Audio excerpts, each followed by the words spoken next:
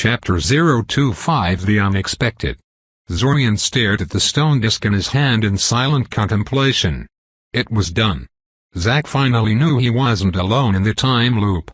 True, the other boy didn't know about Zorian being one of the time travelers. The matriarch had presented herself as the time traveler and made no mention of Zorian, but it was only a matter of time now. There was no way that Zorian could fool the other boy for more than a couple of restarts now that the idea of there being other time travelers was no longer totally ridiculous in Zack's mind. Assuming he even wanted to. After all, if this plan of theirs worked and the third time traveler was neutralized, there would be no reason not to introduce himself to Zack immediately afterwards. So, Zorian said. How did Zack react to your introduction? Confusion, surprise and outrage. The matriarch responded. He had pretty much figured out that there was someone else lurking beside him. It was the only way to explain all the wide-scale changes that had been happening in the last handful of restarts. He was very confused about how they came to be and why they didn't come to talk to him, though, and was considering doing something eye-catching to get our attention.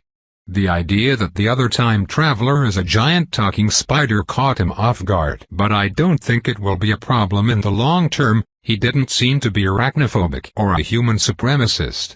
Anyway, he was pretty angry when I told him there was a third time traveler and that he had been mind-wiped by them, so I cut our meeting short so he can cool off a little. Understandable, Zorian said. I know that Arania consider memory editing to be business as usual, but humans tend to flip out over such things.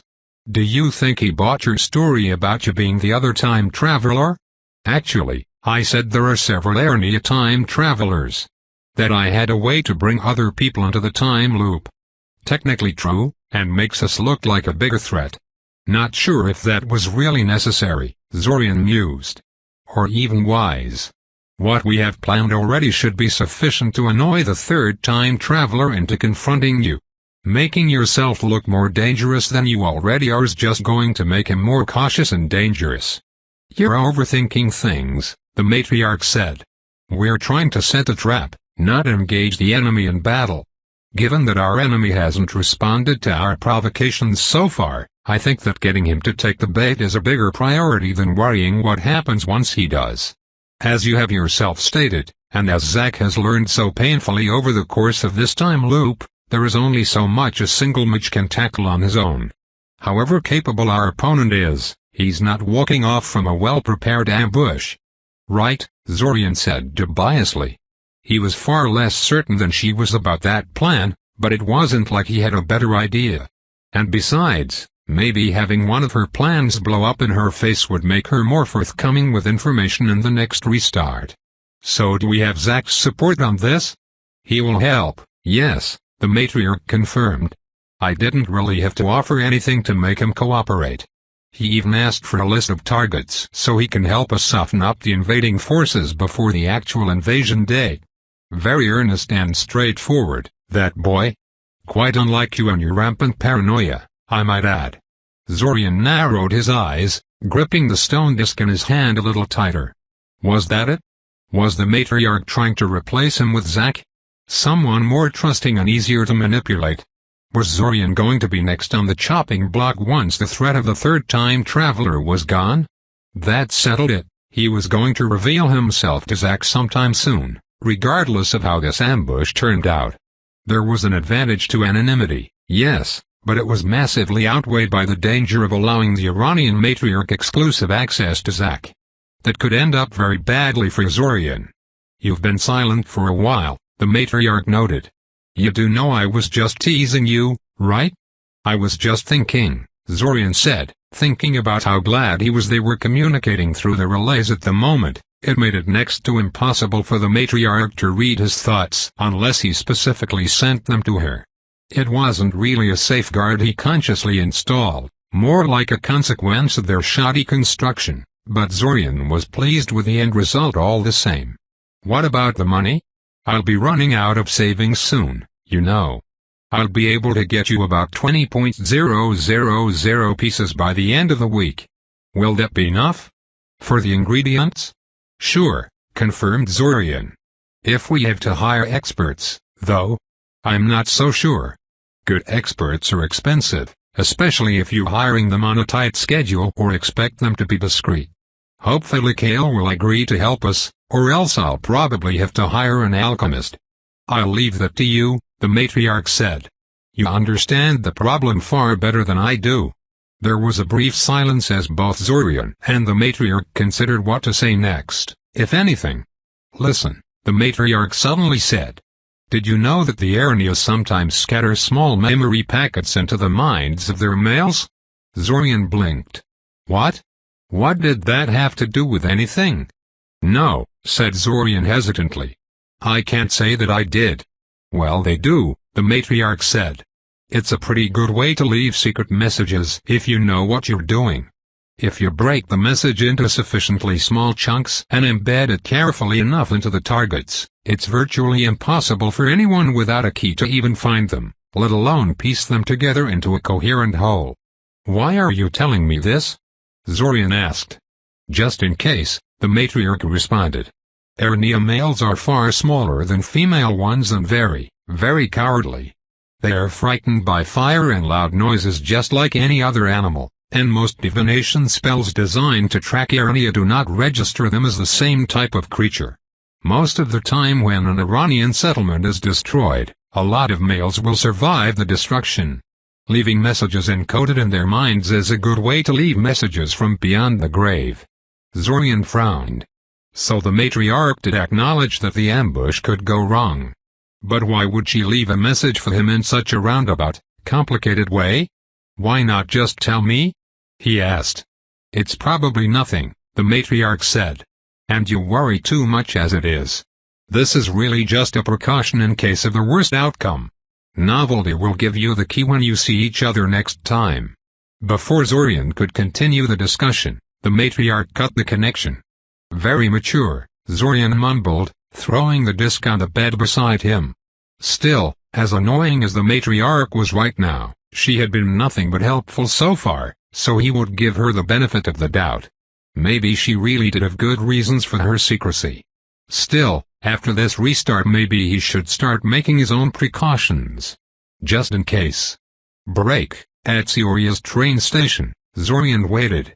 It would be a while until Kale and his daughter arrived, and in the meantime Zorian amused himself by messing with the pigeons milling about on the platforms. Animal minds were paradoxically both harder and easier to affect with psychic powers than human minds. Harder because simpler minds were harder to sense and pinpoint, easier because their thoughts were easier to discern and subvert once a psychic finally managed to connect to them. The pigeons weren't that hard to sense, not if he had a direct line of sight on one and could devote all his attention on the task, so there was little the birds could do to defend themselves against Zorian's experimentation. He simply sat on his bench and systematically targeted pigeon after pigeon, practicing his skills. Sometimes he simply tried to make sense of their rudimentary minds without alerting them to his intrusion. Other times he tried to flat-out hijack their senses or puppeteer their body. Neither task was going terribly well, but it was something to pass the time with, and he did have some success. After the 50th pigeon or so, he could distinguish a pigeon that was hungry, sick or in pain from those that weren't. He could make a pigeon stumble or freeze up for a second, or frighten them until they fled as far away from him as possible. Actually, that last one was extremely easy. Considering the effect was almost identical to the spook animal cantrip he had learned back in their second year, he shouldn't have been surprised. Though that did give him an idea. Mind spells that affected animals weren't restricted as heavily as spells that targeted humans. Hell, some of them were freely available in the Academy library. It might be a good idea to try some in one of the future restarts and compare the results with what he could achieve with psychic powers. For now though, he concentrated on another idea. Rather than flat-out puppeteer the pigeon, he was trying to simply dampen its fear and influence it into approaching him on its own. It was a lot harder than scaring the bird away. The pigeons were already inclined to bolt at the slightest provocation, so it didn't take much to send them running, but having them approach a strange man with no food that kept staring at them went against their instincts. It took him over 20 tries, but he gradually learned how to steer the pigeons towards him.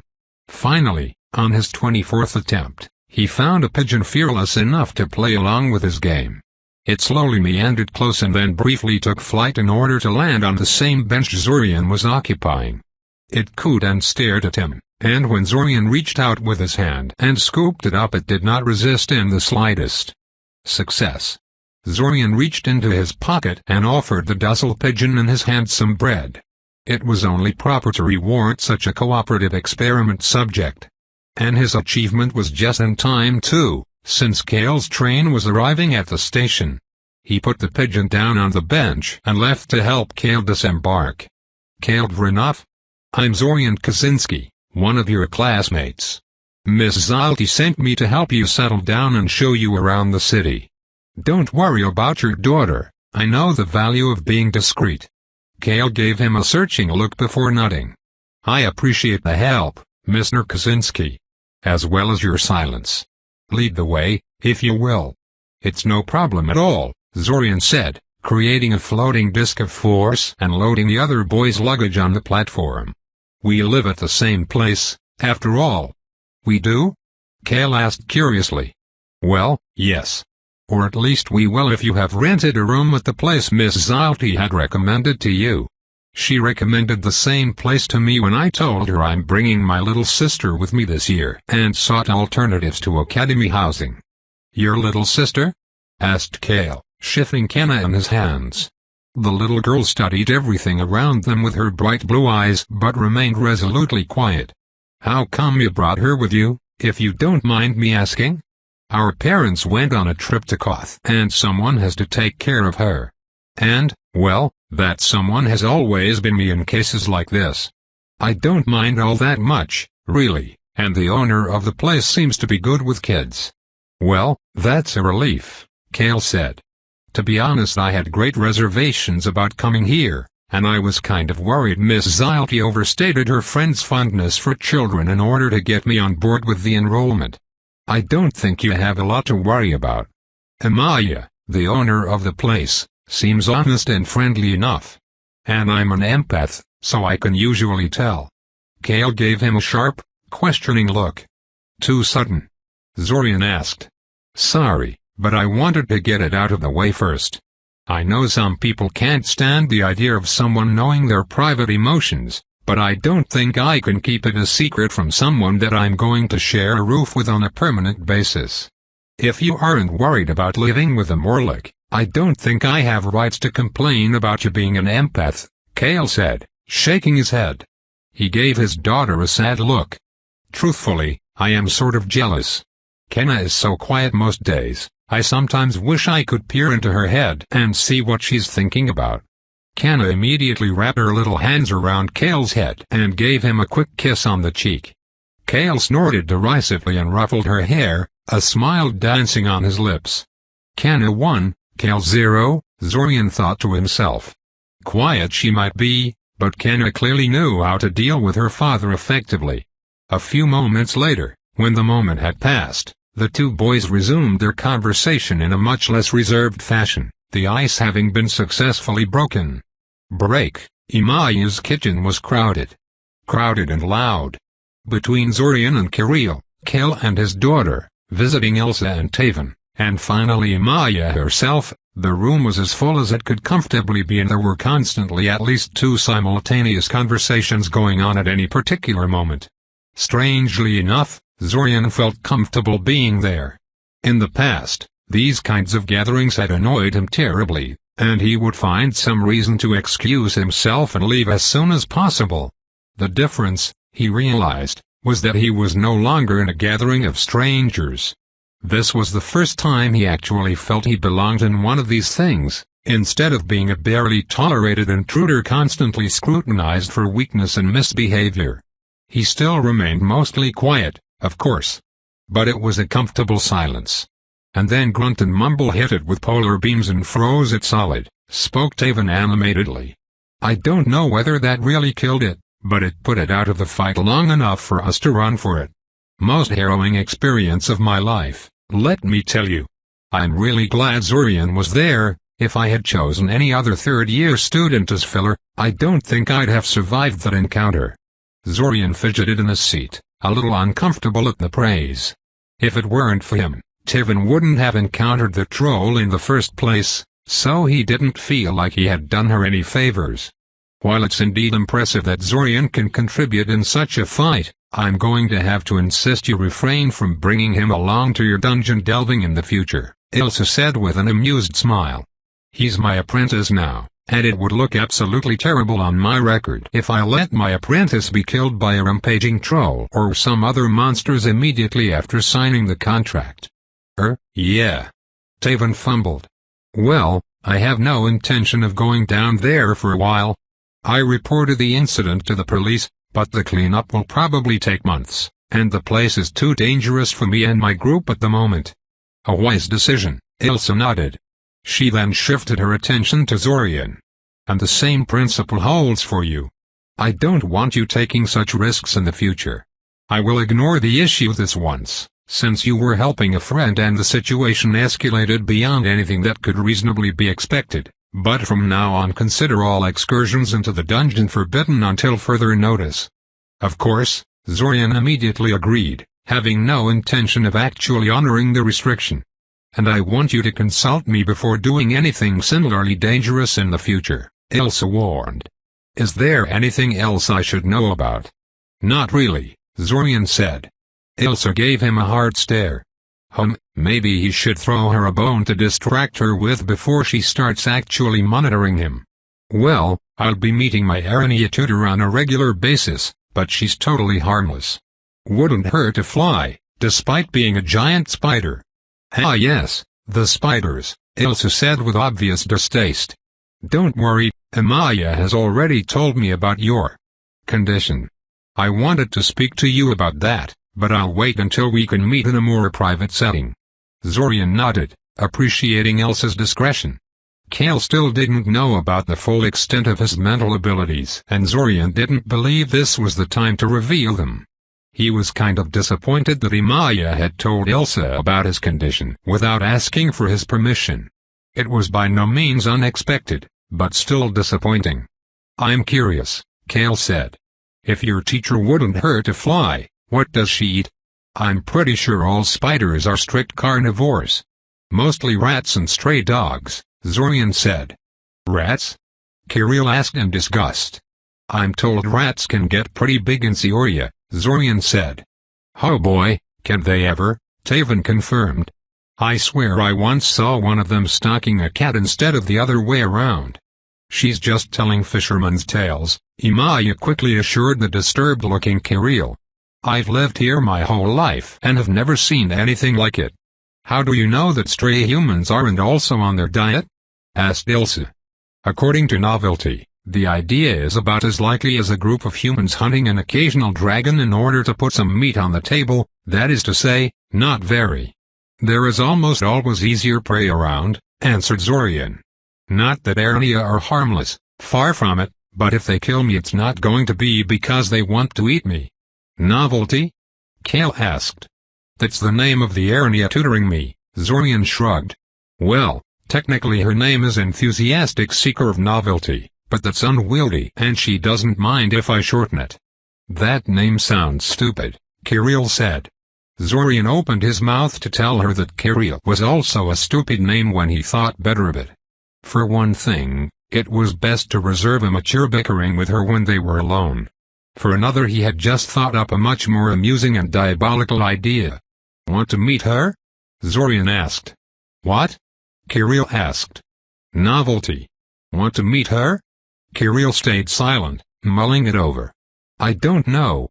I don't like spiders. They are disgusting. Well, okay, Zorian shrugged. I just figured you'd jump at the chance to meet with a member of a reclusive race of magical creatures that very few humans can boast speaking to. Once-in-a-lifetime opportunity and all that. But I guess I understand, well. Kirill fumbled. Actually, I changed my mind. She's not going to try to touch me, is she? Of course she was going to try and touch her. Novelty wanted to touch everything. By her own admission, she once stuck one of her legs into an open flame in order to see what would happen. I'm sure she'll keep her distance if you ask politely, Zorian told her. How he kept a straight face after telling her that he'd never know. Sometimes he surprised even himself. The conversation continued for a while after that, but eventually began to peter out. Ilse and Taven excused themselves and left, while Kirill amused herself with trying to teach Kana how to draw. Of course, unlike Kirill, Kana was a typical child with age-appropriate, that is to say, appalling drawing aptitude, but neither Kirill nor Kana seemed discouraged by that. Zorian excused himself and went to his room to see if he could get some work done before Kirill came looking for him.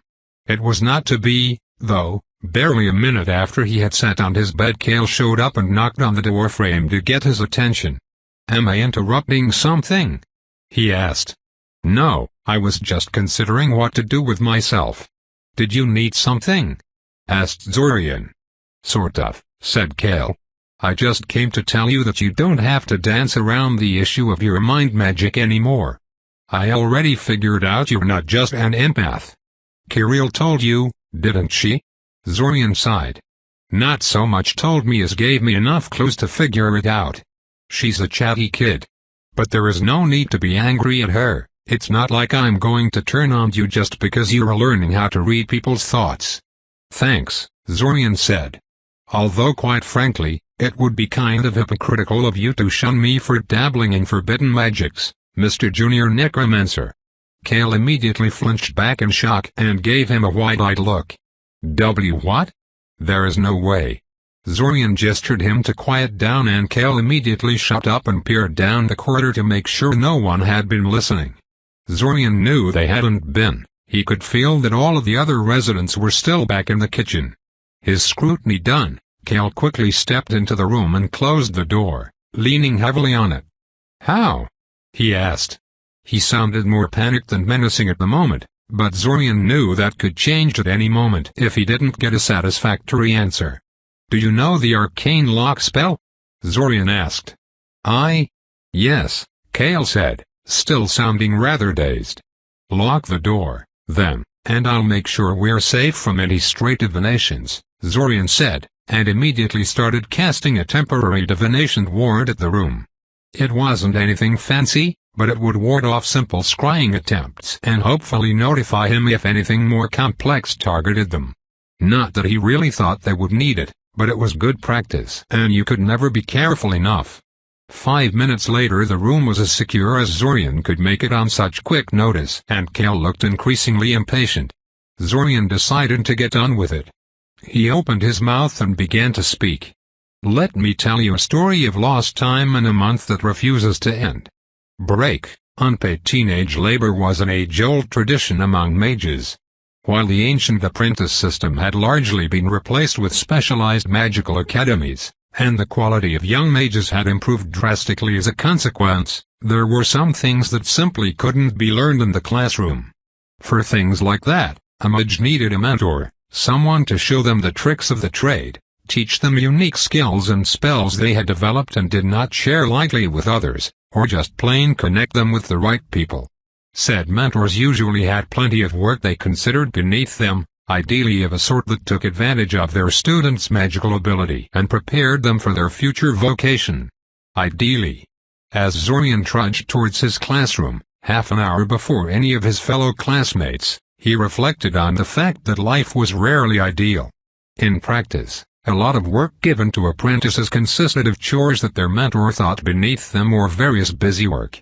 The duties of the class representative, for instance, were largely one giant waste of time. In the previous restarts, this fact didn't bother him all that much. The job was fairly easy so long as you didn't take it as seriously as Akoya did, but this time he had so many things vying for his attention that he resented this additional duty being piled up on top of it all. Maybe he shouldn't have talked Elsa into taking him as her apprentice this restart, but, well, what's done is done. He yawned. He supposed he was just cranky today since he had gotten very little sleep last night.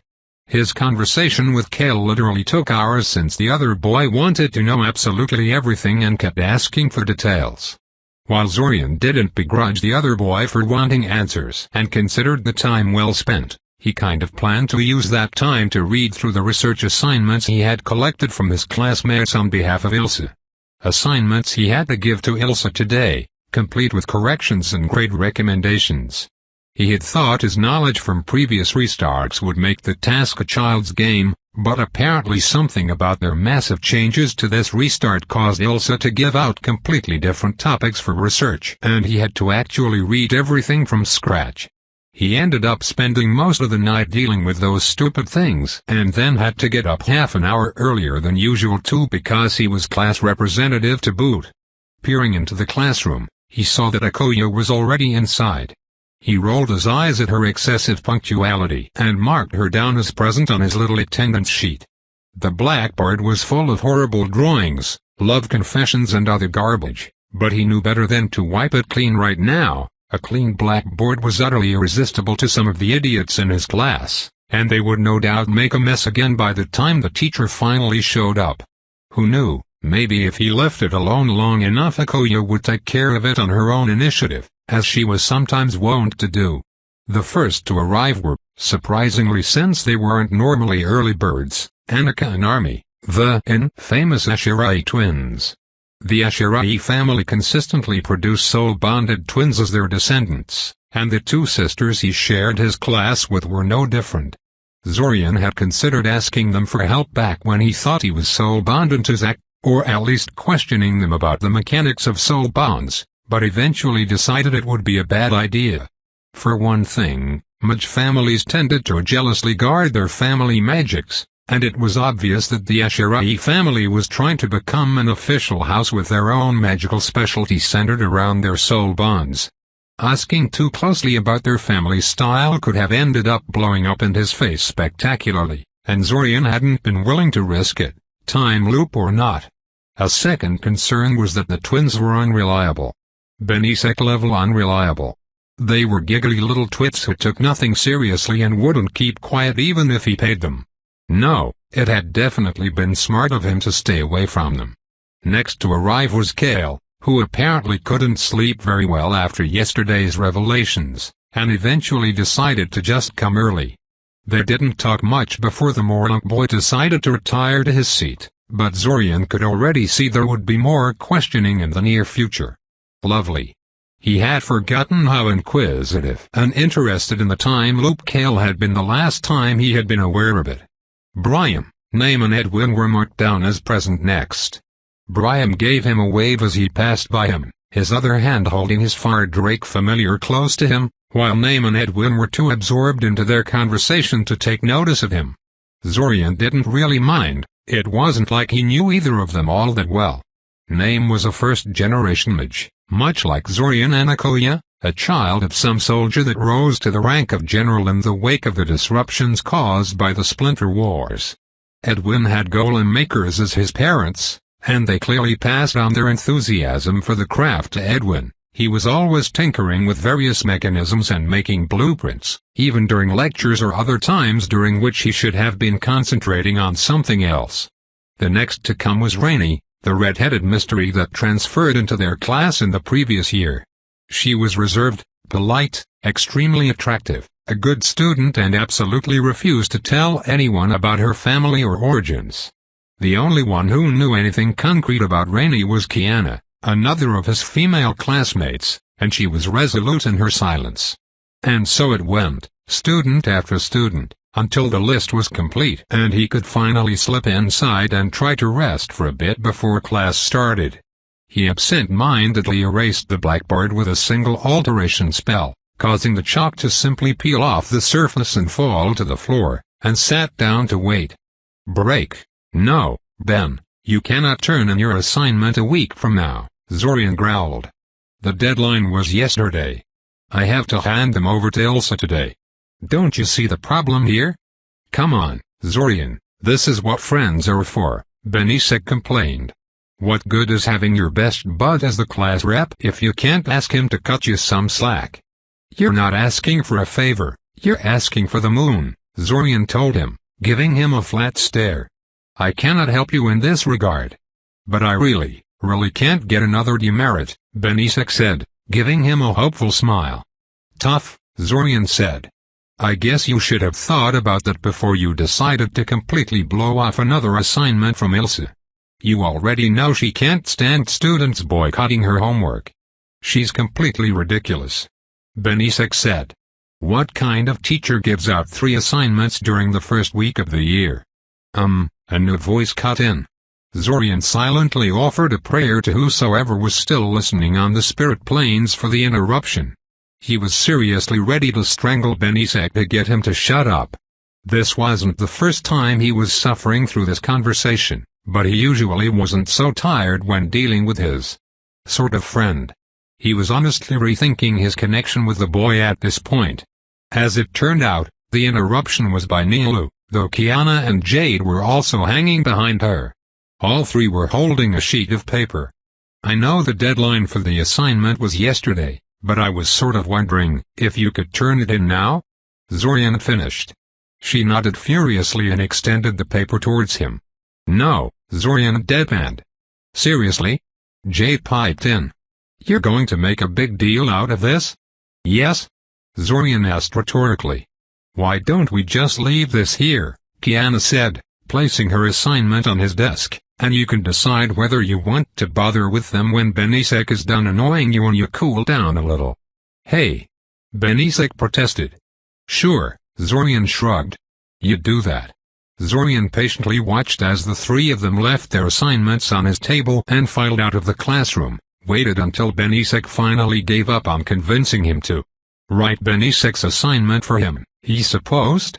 And then he calmly fished out a pen from his backpack and wrote "Did not turn an assignment within the deadline" at the top of each sheet of paper before unceremoniously shoving them into his backpack along with the other assignments. There, let Elsa decide what to do with them. Why are you still here, Akko? Zorian sighed, turning to the last person remaining in the room. Your assignment was flawless, if that's what's worrying you. I'm glad you decided to take the position from me, she said. I don't think I could have gone through another year of it. When I accepted the position back in our first year, the teachers said it was a privilege. That there were benefits for the class representative. That it commands respect. But it was all a sham. And by the time I realized that nobody was stupid enough to take the position from me. Hey! Protested Zorian lightly. I'm not saying you're stupid for taking it, she immediately clarified. You accepted it because it was bundled along with the apprenticeship with Elsa. You were far smarter about it than I had been. More like less naive, Zorian said. She flinched at his remark. Apparently he hit too close for comfort. Why did you sink so much effort into it if you hated it? Why not just boycott the whole thing? Because it would be wrong, she said vehemently. You shouldn't shirk your responsibilities. And I had accepted the class representative duties as my responsibility. Zorian gave her an incredulous look. What? She challenged. Defiant. Daring him to tell her she was wrong. Nothing, Zorian said. He didn't want to argue with her. Ever since he had started to develop his empathy, he became increasingly sure she had a crush on him. A small one, but it was there. And while he didn't return her feelings at all, he also didn't want to hurt her emotionally. And he would have hurt her if he started talking to her honestly. They were 2 very different people, with different worldviews and ideals, for all that Akoya seemed to think they were alike.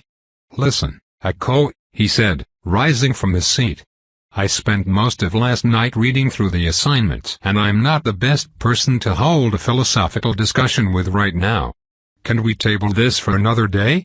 You shouldn't have procrastinated until the very last day, Akoya said. That's almost as bad as what those 3 did.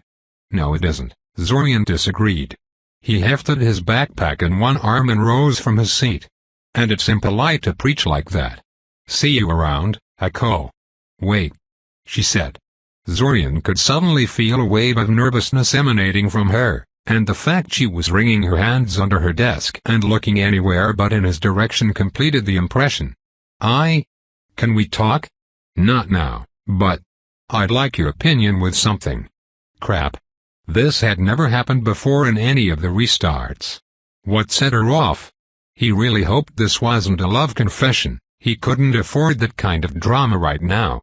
Can it wait until next week? He asked. I will be really busy the next few days. Yes, she immediately agreed. That's perfect. I need to gather my thoughts on the subject anyway. I'll I'll tell you when I'm ready. Break. You wanted to see me? Zorian asked as he peered into Ilsa's office. Ilsa gestured him to come inside, too busy sipping on her tea to give a verbal response. Zorian sank into the visitor's chair and promptly handed her all of the assignments he had collected from the students. She took a glance at them before setting them aside and taking another sip from her cup. For a minute or so, she just kept silently scrutinizing him. Finally, she put down her cup and sighed. I wanted to talk to you about your experimentation with mind magic, she said, drumming her fingers on the table. I'm sure you're aware of the rather illegal nature of most mind-affecting magic, but since it's the product of an inborn ability rather than access to restricted spells and literature, some allowances can be made. The Empath Association goes to great pains to make a distinction between empathy and mind reading, and to claim one is just a logical extension of the other is novel, and more than a little controversial. Nonetheless, my discreet inquiries into the subject have discovered there is indeed a known link between the two abilities, so your story holds water. Technically, empathy and mind reading are indeed different. Empathy is a passive skill with no mental intrusion involved, while mind reading requires one to actively invade the mind of another, explained Zorian. It's just that every empath is capable of mind reading with the right training. Oh, interesting, said Ilsa. I'm surprised more mages haven't stumbled upon the fact, then. I thought about that, actually, Zorian said. The Arania are born with the ability. They speak to each other telepathically as their normal mode of communication. They have telepathic scuffles as kids. They use it to hunt their prey, for just about anything. It's natural that they would refine and build upon the ability, exploiting it to its logical extreme. Human empaths, on the other hand, are rare and isolated, so most of them have to rediscover the wheel alone, so to speak. It doesn't help that few people are willing to let someone read their mind, so any training is almost certainly illegal. So most people who discover their latent telepathic abilities are either going to keep mum about it or become outright criminals. There probably is a fair number of empaths who have discovered the fact, but they certainly aren't going to admit it to anyone. Excellent reasoning, Ilsa praised. And actually, it is the issue of training partners in particular that I wanted to talk to you about. I understand your sister has already agreed to help you with your training, but I am given to understand that having a wide variety of targets to practice on would be preferable, yes? Yes, agreed Zorian. Believe it or not, one of the students has issued a request for someone to help them train their mind magic expertise. Understandably, none of the teachers are eager to have a student mess around with their heads. But simply refusing it is politically unfeasible. You want me to step in and take a teacher's place, Zorian surmised. It would benefit both of you, Ilsa said. You both want a target to practice on, and you're both more qualified to help one another when it comes to mind magic than any of the teachers the Academy has at its disposal. And if the other student protests this? Asked Zorian. I mean, they may have wanted someone to practice on, but that doesn't mean they're willing to let someone else practice on them in turn. Then it wasn't a simple case of the Academy refusing a request out of hand, now was it? Ilsa said, giving him a conspiratorial grin. But I very much doubt the student in question would make a fuss about that. What do you say? Zorian hummed thoughtfully.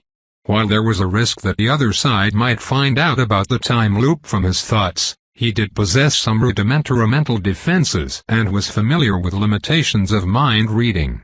So long as he didn't let the other student trawl through his long-term memories, he should be fine. And he was curious about this other student dabbling in mind magic. Alright, I'll give it a try. Who am I going to be working with? One of your classmates. Tanami Op, Ilsa said. Zorian blinked. Tanami was. Wait, of course it would be her. Aop were rumored to dabble in mind magic, among other things. Not all rumors were malicious nonsense. And it would explain why Ilsa knew about the request in the first place, come to think of it.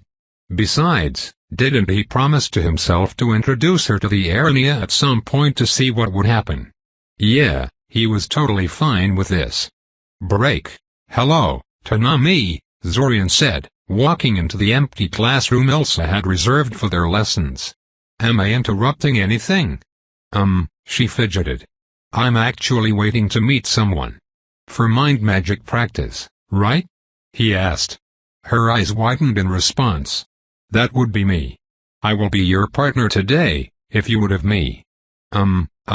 I was. I don't want to be rude, but I was kind of hoping for an expert." "Huh? So Ilsa didn't tell her who was going to teach her? Strange." "I'm a natural mind mage," Zorian said. "I'm the closest thing the Academy is to an expert on the topic. Why don't we try this and you can leave in a huff if I can't satisfy you, okay?" She immediately flushed scarlet and looked away, her feelings cycling between embarrassment and outrage. Maybe he should have worded that better. "Bad choice of words, let's pretend I said something else," Zorian said quickly. "Anyway, I'm surprised you didn't know who would be teaching you. How much did Elsa tell you about me?" "Just that you need someone to practice on, too," Tanami said quietly. "I don't really mind. I have enough mental discipline to keep sensitive things from my surface thoughts most of the time." "Likewise," Zorian said. "And I won't allow you to look into my memories." "Alright," she agreed. "I mostly just wanted to practice telepathy and mind reading. The spells are not hard to cast, but actually using them takes a lot of practice." "Well, feel free to go first," offered Zorian. Just for the occasion, Zorian had memorized portions of a biology book describing various forms of wild plants, and simply recited them in his head while Tanami tried to read his thoughts. Not only did this ensure he wouldn't reveal any sensitive details to Tanami, it actually made her job easier. It was a lot simpler to read someone's thoughts when they thought in concrete words and sentences, as opposed to a confusing stream of consciousness that composed the vast majority of people's thoughts. In fact, the matriarch explained to Zorian that it was simply not possible to read people like a book, unless they were literally reciting text in their heads like he was doing at the moment. There was always a large amount of guessing and extrapolation involved, and no mind reader could completely understand another sentient being. But they could get pretty damn close. "Why are your thoughts full of information on plants?" Tanami asked with a frown. Apparently, Tanami didn't know that. AOP style of mind magic training was very crude, and boiled down to throwing a kid into the swimming pool and hoping they didn't drown. A bit disappointing, really. He eventually shifted to reciting sequences of numbers and imagining simple geometric shapes. "I guess I owe you an apology for doubting you," Tanami said. "You really do know your stuff. Do you want to try now?" Zorian nodded and then focused on her, homing in on the glittering star he saw in front of him through his mind sense and connecting with her mind. "Are you sure you're ready?" She yelped and jumped in her seat. What? "Telepathic communication," he explained.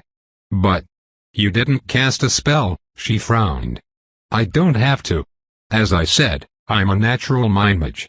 I can sense all minds in my vicinity and I can connect to them if I want to. Right now I am talking to you telepathically, but if you're ready I will expand my awareness to your surface thoughts." She closed her eyes for a second but then frowned and opened them again. "Wait," she said. "I don't understand. If you made a telepathic link between us, why can't I use it to talk to you telepathically?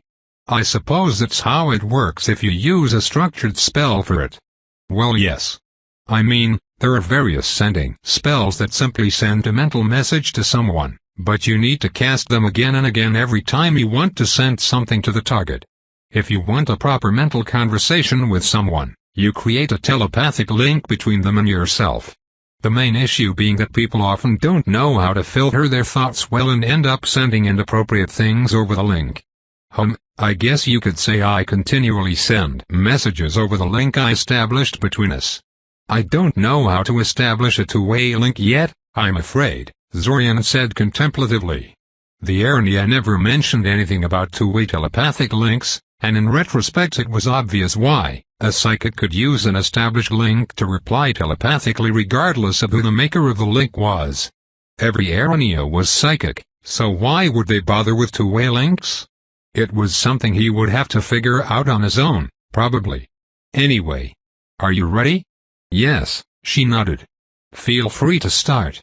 Unlike him, Tanami didn't resort to text her numbers, and instead did her best to imagine a random scene out of her life in as much detail as she could make it. The scenes were wholly unexceptional, one of Ilse's lectures, an inconsequential conversation between Jade and Nielu as they talked next to Tanami, a walk down the street. It was all very visual, but still very challenging. His little sister was still much harder to read, ironically because she wasn't trying to hide anything from him. Her disjointed, stream of consciousness succession of thoughts was next to impossible to figure out unless he engaged her in conversation and made her focus on one particular issue. Okay, I'm officially jealous, Tanami huffed. I've been practicing this for 3 years with my mother and her friends, and I'm nowhere near this good. Don't feel too bad, Zorian said. I have an unfair advantage. So do I, Tanami said. My family has been dabbling in mind magic for generations, and I have their advice. It's frustrating to realize just how much raw talent can mean in a field like this. Ah, it's not just raw talent, Zorian said. I too have a teacher with generations of mind magic practice. She raised her eyebrow at him. There aren't very many of those, she remarked. I'm pretty sure my mother would know if any of our rivals adopted a new student. Not many human ones, you mean, Zorian smiled. Your mother definitely wouldn't know, not unless she keeps tabs on the many colonies of telepathic spiders scattered throughout Altasia. Tanami stared at him in silence for a few seconds, before leaning towards him excitedly. Telepathic spiders? You mean? You have actually met one of the legendary Arania. Legendary? Zorian almost scoffed, but he supposed that the spiders were very good at hiding themselves. While there were humans who knew about them, very few seemed to be willing to advertise their connections to the Arania colonies. Zorian didn't think it was because of intimidation on behalf of the Arania, or at least not just because of that. In all likelihood the mages that were in the know simply wanted to preserve their monopoly on the business with the Arania and didn't want rival mages butting in and demanding their piece of the pie. Her name is Enthusiastic Seeker of Novelty, Zorian said. Would you like to meet her? Chapter 026 Salkill. The temple was just as imposing as it had been the last time Zorian had visited it, the same guardian angels glaring down at him, the same deserted feel to the building and the same creation story carved into the heavy wooden doors. This time he studied the carvings on the door with more interest than he had done the last time, however, since some of the images were rather interesting in light of things he had discovered after his first visit. Specifically, some of the bottom carvings depicted monsters that sprang up from the world dragon's flaking heart, and these monsters were clearly primordials. They had the whole impossible patchwork creature look that seemed to be the primordials' one defining feature, and they matched the descriptions of well-known primordials he had read about in the books. The unholy cross between scorpion, dragonfly and a centipede was clearly Heinth, the Locust Lord, whose bronze carapace was impervious to just about everything but divinely forged weaponry and whose 4 pincers could tear steel like paper. The ability to release clouds of biting, devouring insects from pores on his body that devastated the countryside for kilometers around the thing, all while the primordial tackled anyone strong enough to stop them, completed the image of a living natural disaster. The cluster of wings hanging above Heinth was probably Gates, who was allegedly a ball made out of multicolored bird wings, and only bird wings, and created storms and tornadoes wherever it went, funneling matter into the center of its sphere where it seemed to just disappear without a trace. The boar crocodile porcupine thing was Ushkeshko, a beast made out of indestructible black glass that poisoned anyone who so much as scratched themselves on one of its numerous bladed protrusions and could fire said protrusions like arrows at opponents. The slug-like entity covered in eyes and mouths was. Can't I help you with something, young man?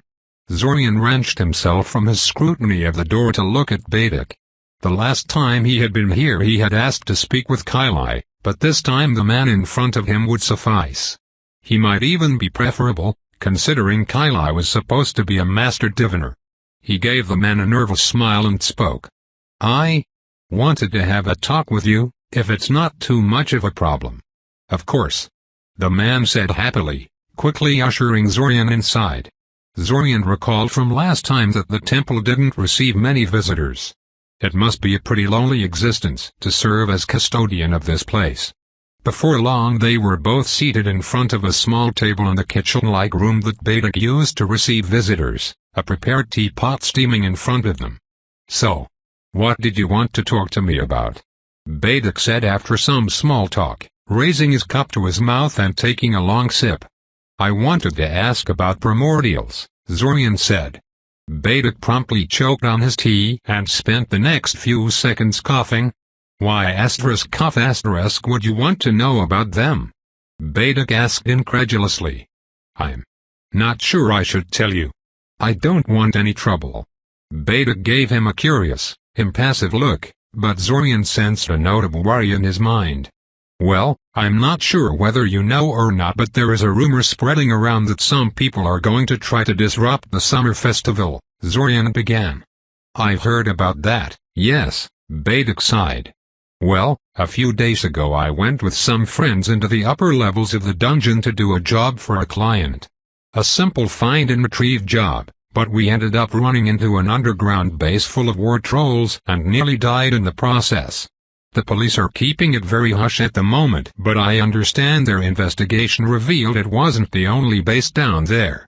Somebody had spent months preparing a beachhead for this attack, and they have a lot of assets to burn." After more than an hour of explanations and clarifications, Badak seemed to accept that the attack was something a lot more serious than he had thought and, more importantly, that it was just a distraction for an attempt at primordial summoning.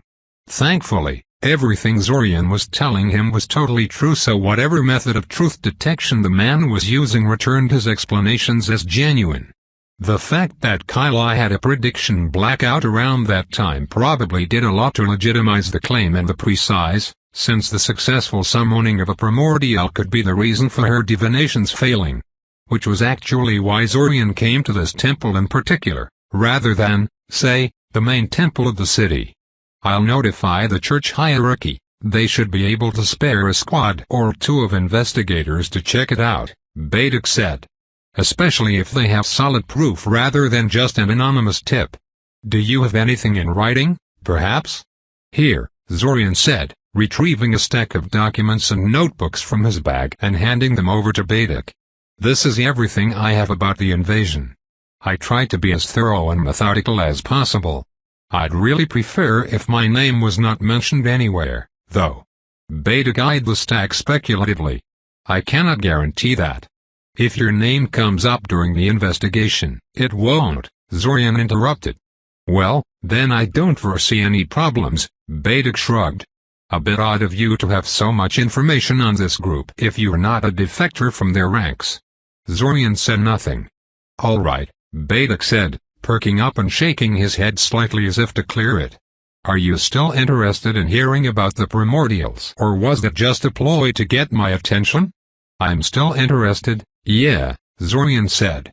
"I'm really curious why they felt the need to organize all this just to summon one. To be fair, I don't think knowing more about the primordials will satiate your curiosity in that regard," Badak said. "Anyone who wants to summon one of these things is clearly insane. But no matter, tell me, what do you know about the primordials in the first place?"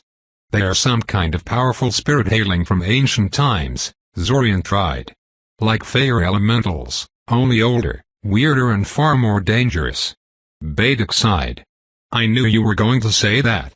In the future, when you're interested in some aspect of the spiritual world, please consult religious texts first before delving into written works. I know the church can be a little biased about a lot of things, but we really do know our stuff when it comes to the spirits and everything related to them. Ever since the gods fell silent, spirits are the only thing we have left, so we have done some extensive work on them. And we don't hide it much either."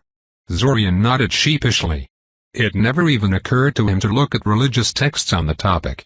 He blamed his town priest back in Surin, who was a bigoted old hypocrite that kept making problems for Zorian whenever they crossed paths and consequently soured the church as a whole for him. Badak drummed his fingers on the table for a few seconds, gathering his thoughts. "All right. First, let me tell you something about actual spirits. I'm sorry if this is already familiar to you, but I need to get it out there to explain why primordials absolutely cannot be spirits. Zorian motioned for him to continue. Spirits are, from a practical standpoint, divided into two main groups, outsider spirits and native ones. Outsiders spend most of their time in their own spiritual worlds and can only ever enter ours if summoned by someone from this side. Demons and angels are the most famous of outsider spirits, though lumping all demons into a single group is mostly done by humans for human convenience. There is no demonic equivalent to the angelic hierarchy, and two demons are as likely to fight each other as they are to cooperate on a common goal.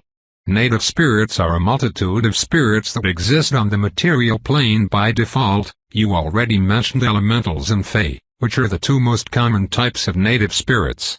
It is likely that native spirits were once outsider spirits that gradually adapted to life on the material world, as they share the key feature that all spirits have. Namely, that they don't really have bodies the way humans and animals do. They are disembodied souls that need some type of vessel to contain them and allow them to interact with the world around them. So spirits are soul entities, Zorian mused. Like lakeys or body snatchers. Yes, very much like that, Badik agreed. In fact, some spirits are very much body snatchers and prefer inhabiting bodies of humans and animals. And it's likely that the process of transformation into a lich has been developed by studying spirits and the way they interact with their vessels. Anyway, primordials. Primordials have bodies. Actual, flesh and blood bodies. Most people, even mages, assume they are spirits because of their strange forms and great resistance to damage, but they really have more in common with dragons and other magical creatures than with spiritual entities. Spirits tend to be weird because their bodies are usually just ectoplasmic shells, which they can twist into whatever unnatural form they feel like taking. Primordials are creatures of the material world, just like you and me. But wait, Zorian said. If primordials are not spirits, but some kind of strange magical creature, how are the attackers planning to summon one? Asked Zorian. They don't, Badik said. I didn't want to interrupt you while you were talking, but you almost certainly misunderstood something there. Primordials can't be summoned, since they're down here with us already. Bound, forced into sleep and locked away, but still with us. What they can be is set loose. Zorian felt a shiver run down his spine. The primordial wouldn't disappear, he realized. The Ebeson invaders thought they were summoning a fancy demon to go romp over their enemies. But that thing was never going back to its home plane on its own. It didn't have one. Why were they sealed away? Zorian asked. Why not just kill them? Primordials don't die the way most things do, Badik said. They are a remnant, a relic of the age when the world was still fresh and the world dragon had only just been bound at the center of our world. They are her original children, the purest expression of her rage and hate, and they have found ways to strike out at humanity and the gods even in their death. They spawn smaller, weaker primordials in their death throes, and often inflict corrupting effects on the area in which they died. Even the gods found the aftermath of one of them dying to be difficult to deal with, so they eventually just contained the lot of them and trapped them in far corners of the earth. And the attackers believe one of them is in Seoria, Zorian stated. Apparently, Badik said. I wouldn't know personally, no one has ever seen one of these prisons within living memory and written records are deliberately vague about their locations. Still, historically speaking, Seoria had effectively been a far corner of the world up until recently. So I suppose it's possible. Strange that no one had ever found any indication of it in all this time, though, considering how many mages delve into the depths of the hole on a regular basis. I see, Zorian said. He excused himself soon afterwards. While interesting, this truthfully didn't change much and his task had already been done. Break. Zorian was feeling pretty pleased with himself for organizing this little event. While setting up Kiriel for a meeting with Novelty was done purely for amusement and sheer curiosity at how Kiriel would react to Novelty's antics, introducing Tanami to Novelty was. Well, okay, it was also mostly done for the sake of his curiosity and amusement.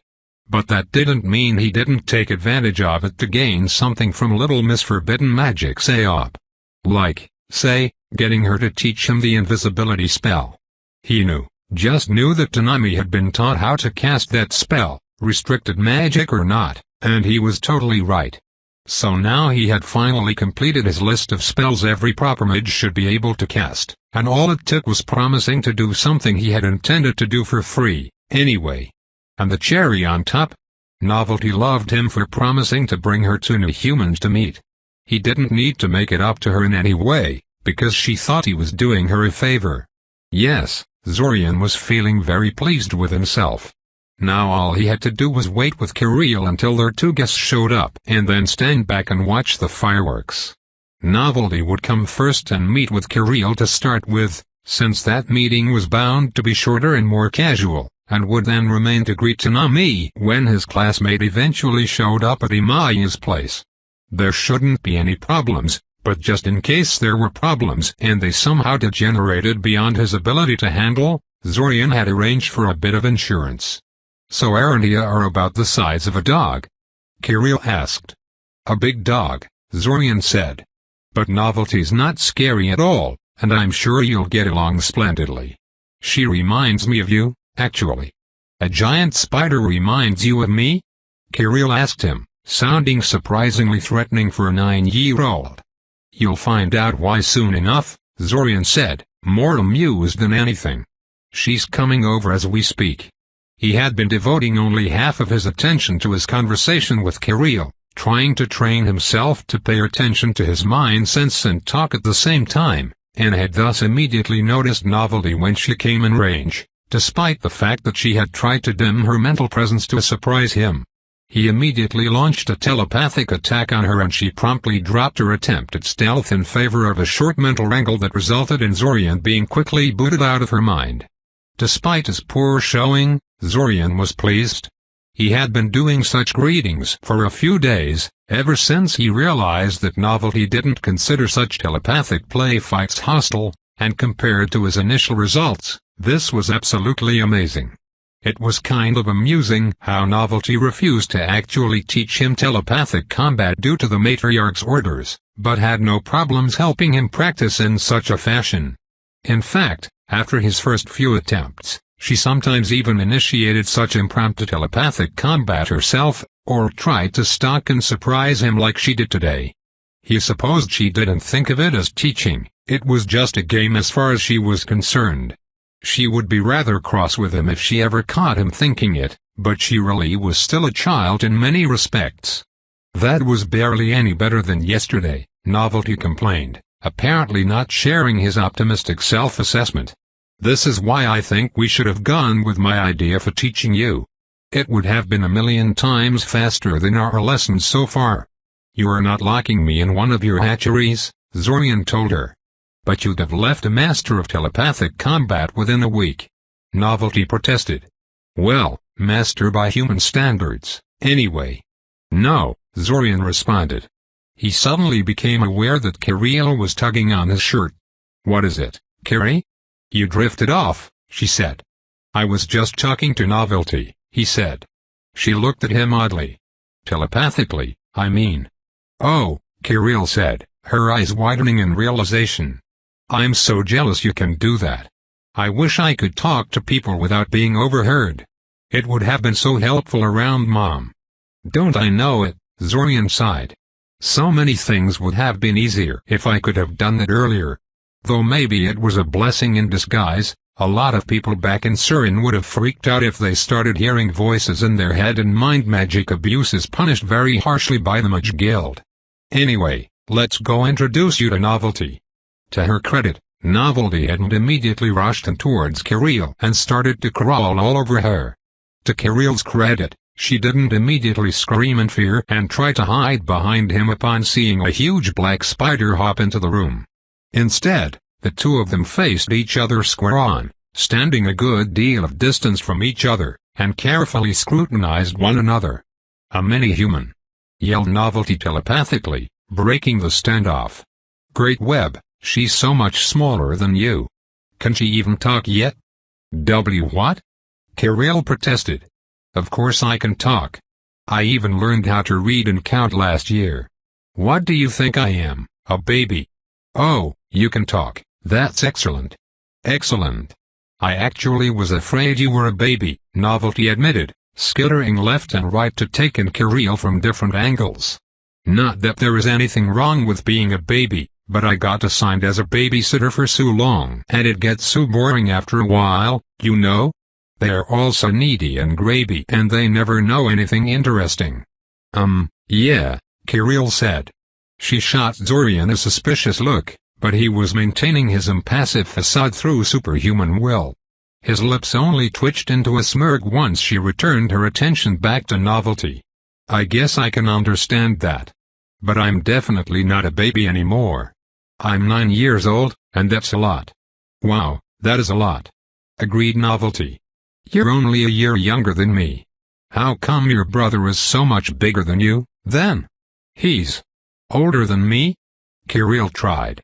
Wait, if you're 10, aren't you just a kid like me? No way. Novelty protested.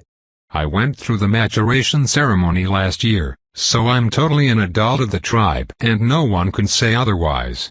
Zorian watched as Novelty and Kirill went through a clash of cultures in miniature, gradually coming to an understanding of sorts. They both complained about not being taken seriously by people around them. It was a mystery as to why. No, really, and exchanged some information about their respective species. Zorian actually learned a few new things about the Arania that he had never really thought to ask about. Apparently Arania had a lot shorter lifespan than humans did, with 55 years being considered positively ancient. He knew they could spin webs from before, but apparently the webs weren't at all involved with hunting prey and were instead used exclusively as construction material to make walls, bridges, etc. He had also thought they were fully subterranean in nature, with only Sioria's colony interacting with the surface so heavily, but it turned out they all preferred to hunt on the surface and only used the dungeon to build their settlements in. Eventually, Novelty decided to try her luck and approached Kirill, which resulted in his brave little sister immediately backpedaling and cutting the meeting short. Not that Zorian was very surprised by this turn of events at all. If anything, this went a lot better than he thought it would. Hell, Kirill even indicated she might not be averse to the idea of another meeting in the future. Oh, Novelty wilted, drooping pitifully over the couch she was currently occupying. I scared her away. She did say you could meet her again in a few days, Zorian pointed out. But I wanted to talk some more, Novelty telepathically pouted. Just give her some time to digest the whole thing. And don't try to hug her next time. But humans love hugs. I totally read so in one of your books. Novelty protested. Zorian thought about explaining to her that that wasn't universally true among humans. His parents were never really big on physical contact with any of their children, really, and Zorian didn't remember the last time he was hugged by anyone other than Kirill. Not that he was particularly crazy for hugs himself, mind you. He decided against it. I'm afraid that Arania just don't have what it takes to give a proper hug, Zorian nodded sagely. Sad but true. Do we really look so ugly to you humans? Scary, Zorian corrected. The word you're looking for is scary. You probably shouldn't have spent so much time lovingly describing how your fangs can easily punch through bone and hardened leather, or how you kill your prey by driving said fangs into your victim's neck and severing the spine. But cats do the same thing, and cats are cute. You explained so yourself. And then you butted in to note that cats are yummy, thus completely invalidating my attempt to make you seem less threatening, Zorian noted. Novelty sent him an unintelligible telepathic message accompanied by a note of annoyance. Zorian just shrugged and went back to his book while they waited for Tanami to show up.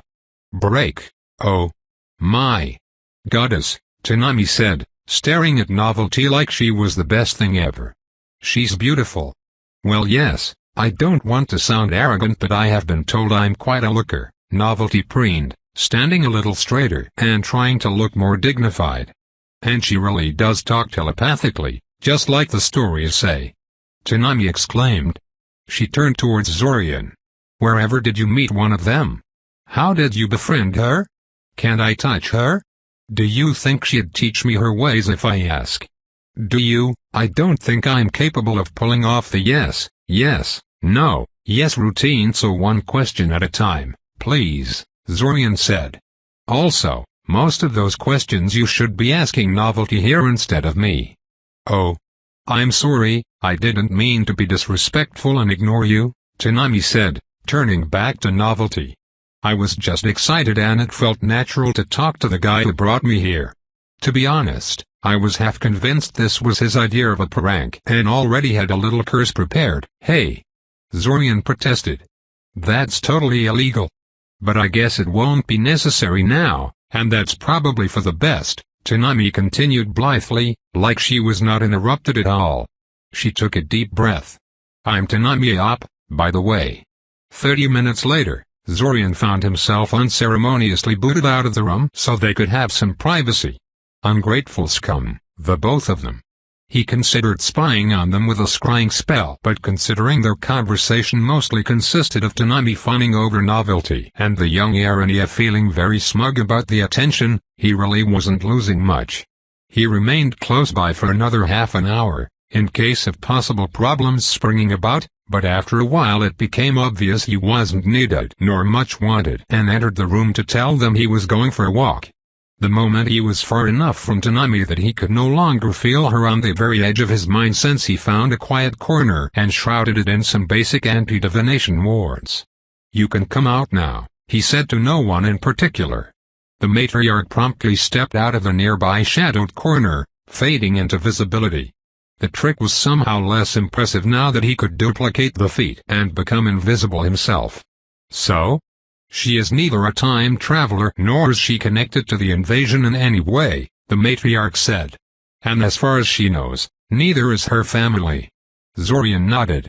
He had expected that. The Aop were part of Eldamar's ruling elite and tied far too tightly into its power structure to participate in a wild stunt like this invasion, and Tanami was too genuine to his senses to be constantly pretending, but it was nice to have a confirmation. You had no problems with her mental defenses? She had them, but they were of the wrong sort, much like the advanced ones you demonstrated to Novelty, the matriarch said. I'm certain she hadn't noticed my intrusion, and I've done nothing except look, so there should be no traces left for anyone to find. There is no way for her to have fooled you? Zorian asked. I've read plenty of stories where people are pretending to be dominated by a spell cast by the villain, and then surprise him by a stab in the back once they let their guard down. Must be a human mind magic thing. I can't see that sort of thing happening to a psychic. Well, unless the target has constructed a fake mind on top of their real one and fooled the attacker into thinking it was the target's actual mind. But that almost never happens. Constructing a fake mind that is actually convincing is really, really hard. Zorian blinked. He hadn't even known that constructing fake minds was possible. Well, sorry I bothered you with this, I guess, Zorian said. Nonsense, it was a reasonable suspicion and I actually found a number of useful details by trawling through her mind. Not only is her family not at all friendly towards the invaders, they are likely to be quite annoyed about their plans. Seoria is their power base and they don't want it ruined. And since Novelty is back there, charming the young Aop heir, we will have an easy way to get in contact with the head of house. Getting such a prominent noble house on our side will guarantee that the evidence of an invasion plot is taken seriously. Have you spoken to the priest? Yes, Zorian confirmed. He said the church would send someone to look into it. Yet another proof of our legitimacy, the matriarch stated with satisfaction. Hopefully I won't get pulled in for questioning, Zorian said. I don't think my half-truths and understatements could stand up to professional investigators. My web is trying to divert any ongoing investigations away from you, so it shouldn't be much of a problem, the matriarch said. We've already ambushed and killed 3 different investigation groups by the cult of the World Dragon, and we've been subtly redirecting official Seorian investigations towards us. You? Asked Zorian in surprise. It has been decided to turn this restart into something of a testing run, the matriarch explained. As I've told you before, My web's goal is to eventually reveal ourselves to the city at large and join the population as rightful citizens. While full disclosure would be too disruptive for what we are currently trying to achieve in this restart, we've decided to reveal ourselves to a number of prominent people in Zioria during this restart, both to coordinate the response to the invasion better and to sound out their reaction. And? Asked Zorian, honestly curious. It's a mixed reaction, and the fact we are bringing news of an impending invasion doesn't help calm people down. We've overheard several secret meetings that discussed how to deal with us in a hostile manner, thankfully with the conclusion that they should wait until after the summer festival before doing anything, but also a couple of meetings that discuss how to profit from our presence. Which you have no problems with, Zorian surmised. Nobody wants to kill the goose that laid golden eggs, the matriarch said.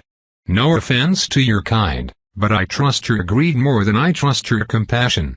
I talked to Zach about that issue you wanted to talk about, by the way. You were right. He doesn't remember any restarts being cut short for any reason whatsoever. You dying doesn't seem to reset the time loop. I knew it, Zorian said. Even Zach would have realized something was wrong if he kept restarting every time I was killed before he was. This is more proof that Zach is the anchor of the loop. Zorian had at one point toyed with the idea that there was an actual mind behind the time loop, a god that decided to break the silence, perhaps, or some kind of very powerful spirit. However, there were a lot of little ways in which the situation matched better with the idea of the time loop being a spell of some sort, and none was so clear as the way the spell was treating time traveler detection. Clearly, on some level, the spell knew it was Zach who was the anchor of the time loop and that everyone else was a tag-along. However, at the same time, it could get easily confused via a little soul blending into including multiple people into the awareness of the loop. That sounded more like a dumb spell function trying to reconcile incompatible directives with each other than a willful, intelligent mind making a judgment call. The trouble was, a spell implied a human caster. And a human caster shouldn't be able to roll back time once, much less repeatedly. If we manage to provoke the third time traveler into revealing themselves, most of the questions about the time loop should be answered easily enough, the matriarch noted. I suspect they know what the time loop is and how it functions. Yeah, agreed Zorian. Let's hope so. Days passed. When Zorian was not attending to one of his numerous obligations, he had never tried to do so many things at once in the future. He alternated between creating the various traps and items needed for the ambush of the third time traveler and helping the Arania root out the cephalic rats from the city. Picking the ambush site and preparing it had fallen mostly on Zorian's shoulders in the end. The Arania knew how to make traps and ambushes, of course, but most of them were based around lethal force or mind magic assaults. Considering that the third time traveler almost certainly knew how to counter Iranian mind magic and that they wanted him alive, little of it was useful for their purposes. Thus it fell to Zorian to design something that would contain and disable their target, or at least distract them until the Arania could strip them of their mental defenses and do their thing. Kale contributed by helping Zorian make a mixture of powerful alchemical sedatives for disabling purposes, and the matriarch served as his assistant since she was the most capable Arania when it came to structured magic and knew a lot about the local mana flow of the settlement. She would also be the one to lead the execution of the actual ambush with her fellow Arania, so she had to be extremely familiar with how the trap was going to work. In the end, Zorian decided upon a three-part trap, set in the middle of the Arania settlement. The first part was a fairly exotic effect on the floor that turned stone temporarily liquid. The effect would only activate for a moment, immediately shutting off and turning the stone back into a normal solid state once the target sunk to their knees into the rock floor. As far as Zorian could tell, there was no easy way for a mage to get themselves out of the rock once the effect ended.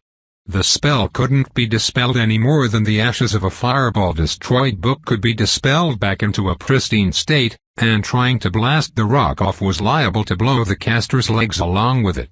The only convenient way of getting out was to phase or teleport out, which is why the second part of the trap was a dimensional lock that would shut down most dimensional shenanigans. Finally, The last part involved dousing the combat area with smoke infused with the powerful sedative Zorian made with Kale's help. It was a bit simple, but Zorian had read that the best plans are always simple. Just in case, though, he had built backup traps in several other Iranian caverns. These were a lot less sophisticated ones, though, and boiled down to explosions. A whole lot of explosions.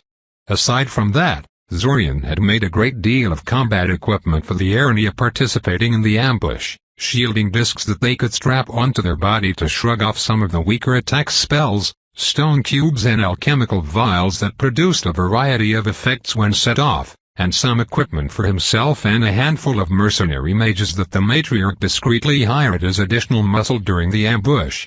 Of course, in an ideal scenario Zorian wouldn't have to fight anyone at all and the equipment he made for himself would be a useless waste of time. But really, what are the chances of an ideal scenario? Things had been going a little too well for him as it was. As for the hunt for the cephalic rats, that had actually been his own idea, and he had been pleased that he had thought of something the Arania, with all their connections and psychic might, hadn't. The basic idea was to capture one of the rats and then use that specimen as a connection for divining the location of the rest of the rats. Not quite a novel idea to the Arania, but they thought heavily in terms of mind magic and tried to follow the telepathic links connecting the captured rat to the rest of the hive mind, something that quickly failed, since the main collective promptly cut the connection with any captured rats. Zorian, on the other hand, used good old locator spells, divinations meant to find and keep track of all sorts of things, so long as the caster had something connected with what you were trying to find. A cephalic rat, even if disconnected from the collective, was sufficient for those divinations to work. Zorian ended up following the connections until he located the main bodies of the cephalic rat swarms. There had been 4 of them, as it turned out, and then, with a handful of Arania acting as support and psychic powers suppressant, hearted them into tight formations that could be wiped out with a single fireball spell. By the end of the month, the cephalic rats had been effectively wiped out. When he was finished torching the 4th rat swarm, one of the Arania assigned as his bodyguard during the operation told him she finally understood why humans were supposed to be so scary and dangerous.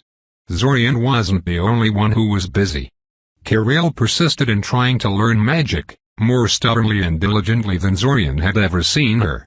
She was doing very well for a complete beginner, but the sad fact was that she was closer to him in talent than, say, Damon or some other child prodigy. Novelty had become something of an unofficial liaison between the Arania and House Aop, and was as a consequence subjected to a crash course in diplomacy and proper conduct by the matriarch, something she constantly complained about to Zorian whenever they met. Tanami, for her part, was much more interested in her lessons with Zorian once she found out some details about what being psychic means, and appeared to be working on some kind of personal project that consumed most of her free time. Zorian suspected, from the snippets of thoughts that briefly bubbled into her consciousness during their lessons, that she was trying to somehow artificially make herself psychic. Which struck him as crazy dangerous, since it meant messing with your own mind and all, but that was House Aop for you. Kale was also pursuing some kind of personal project that he refused to elaborate to Zorian, though it apparently had something to do with spell formula because he kept borrowing Zorian's books on the topic. Zorian left him to his work. Kale had been incredibly helpful throughout the month, taking it upon himself to help Zorian as much as he could for some reason.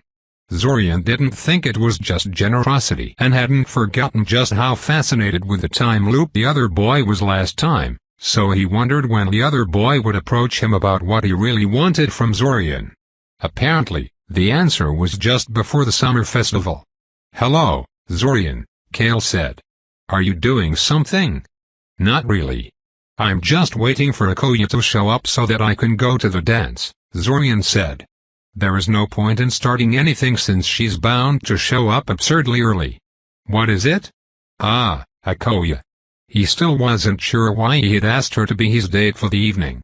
Probably because she gave every indication she wanted him to and he didn't want to make her sad for no reason.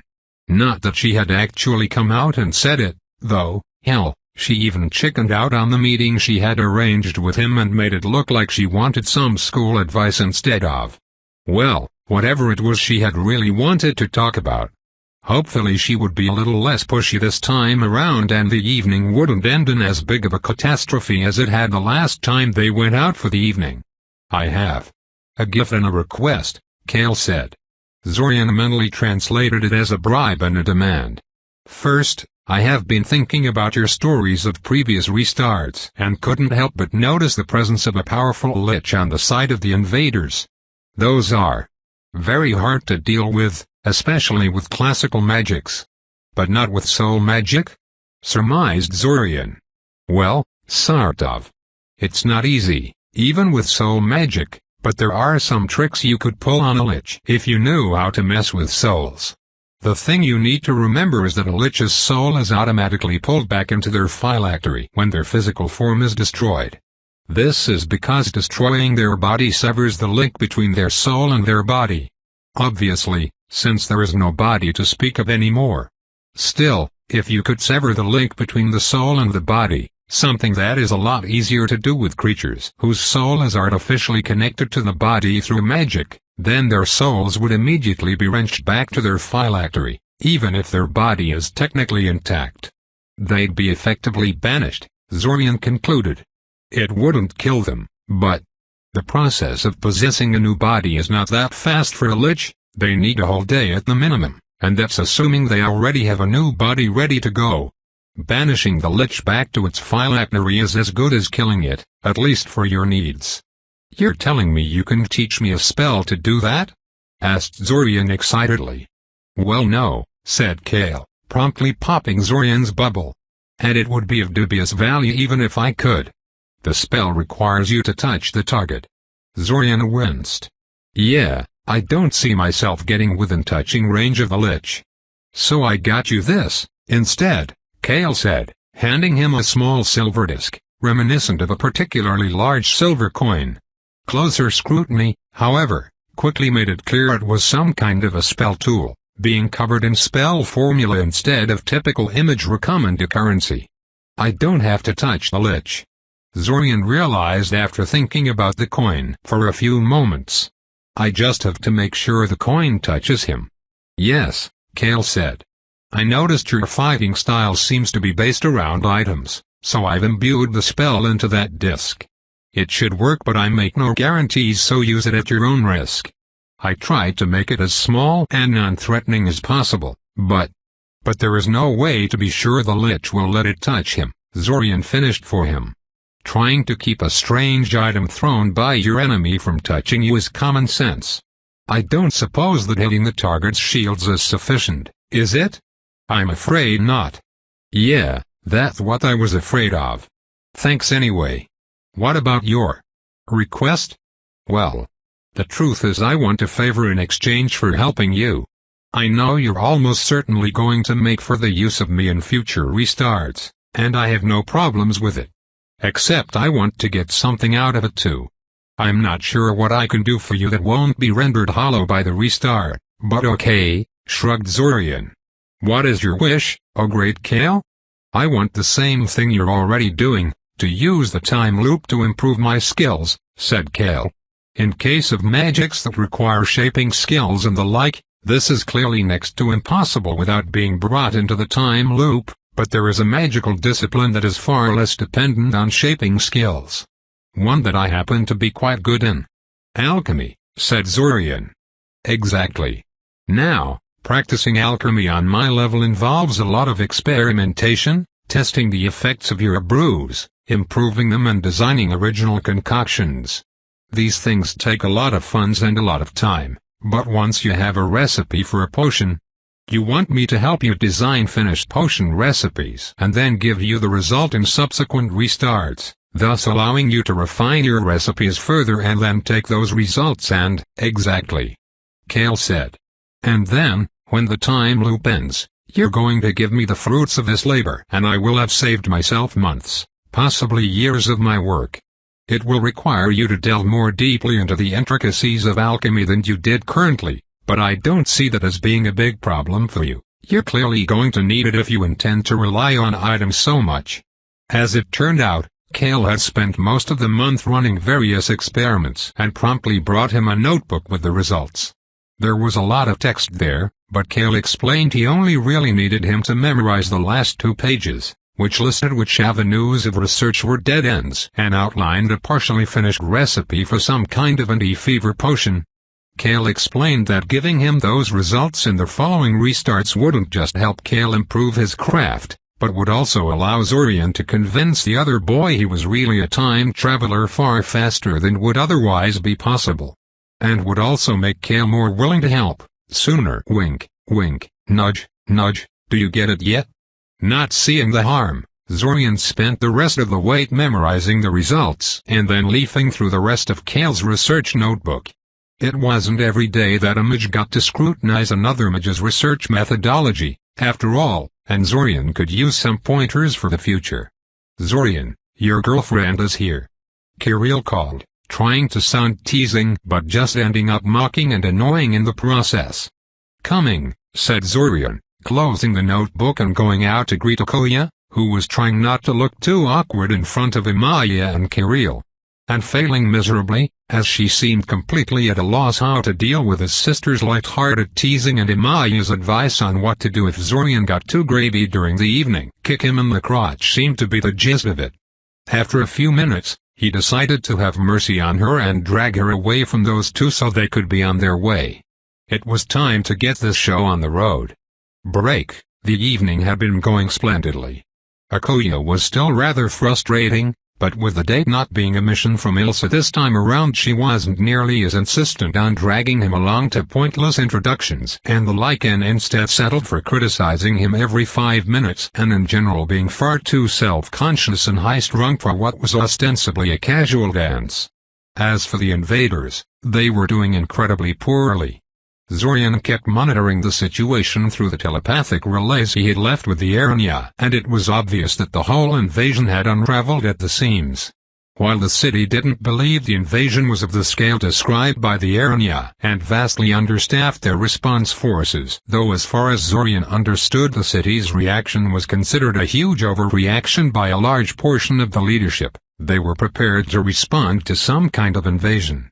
And the attackers were a mere shell of their usual strength, due to the lack of forward bases and a whole lot of assassinated leadership. There was no initial bombardment because the artillery mages had been ambushed before they could do their thing. The academy had opted to change their warding scheme so the attackers couldn't just teleport wherever they wanted to go, and their invasion routes were being actively contested by defending forces that continually swelled as the city realized the scope of the invasion and drew on all the combat assets available to it. So saying that, Zorian was surprised when the door to the dancing hall was suddenly and violently blown into bits, showering the unfortunate guests who stood too close to the entrance with a rain of splinters and concussive force, would be a vast understatement. A few moments later, before the dust had a chance to settle and screams died down, 3 people strode into the hall. At the center of the 3-man formation was the Lich. It was just like Zorian remembered it, an imposing skeletal figure, its bones black and vaguely metallic looking, wearing a crown and a suit of metal armor. In its skeletal hands it held a scepter, completing the royal-like appearance. To the left of the Lich strode forth a woman clad in black clothing reminiscent of a military uniform, simple pants, a plain jacket with some kind of crescent on it. It was too far for Zorian to see clearly, but it seemed to feature a skull as a prominent motif. Who the hell actually puts a damn skull on their crest? And heavy leather boots. All very bland and utilitarian, if somewhat sinister looking due to its black color. She strode purposefully forward, gripping a sword strapped to her belt, her expression stony and severe, and Zorian couldn't help but notice that her pale skin and coal-black hair, currently tied into a tight ponytail, made her seem somewhat vampire-like. She was a vampire, wasn't she? Gods, every time he thought the Ebeson force couldn't possibly look any more sinister, they pulled something out of their closet to show him that they totally could.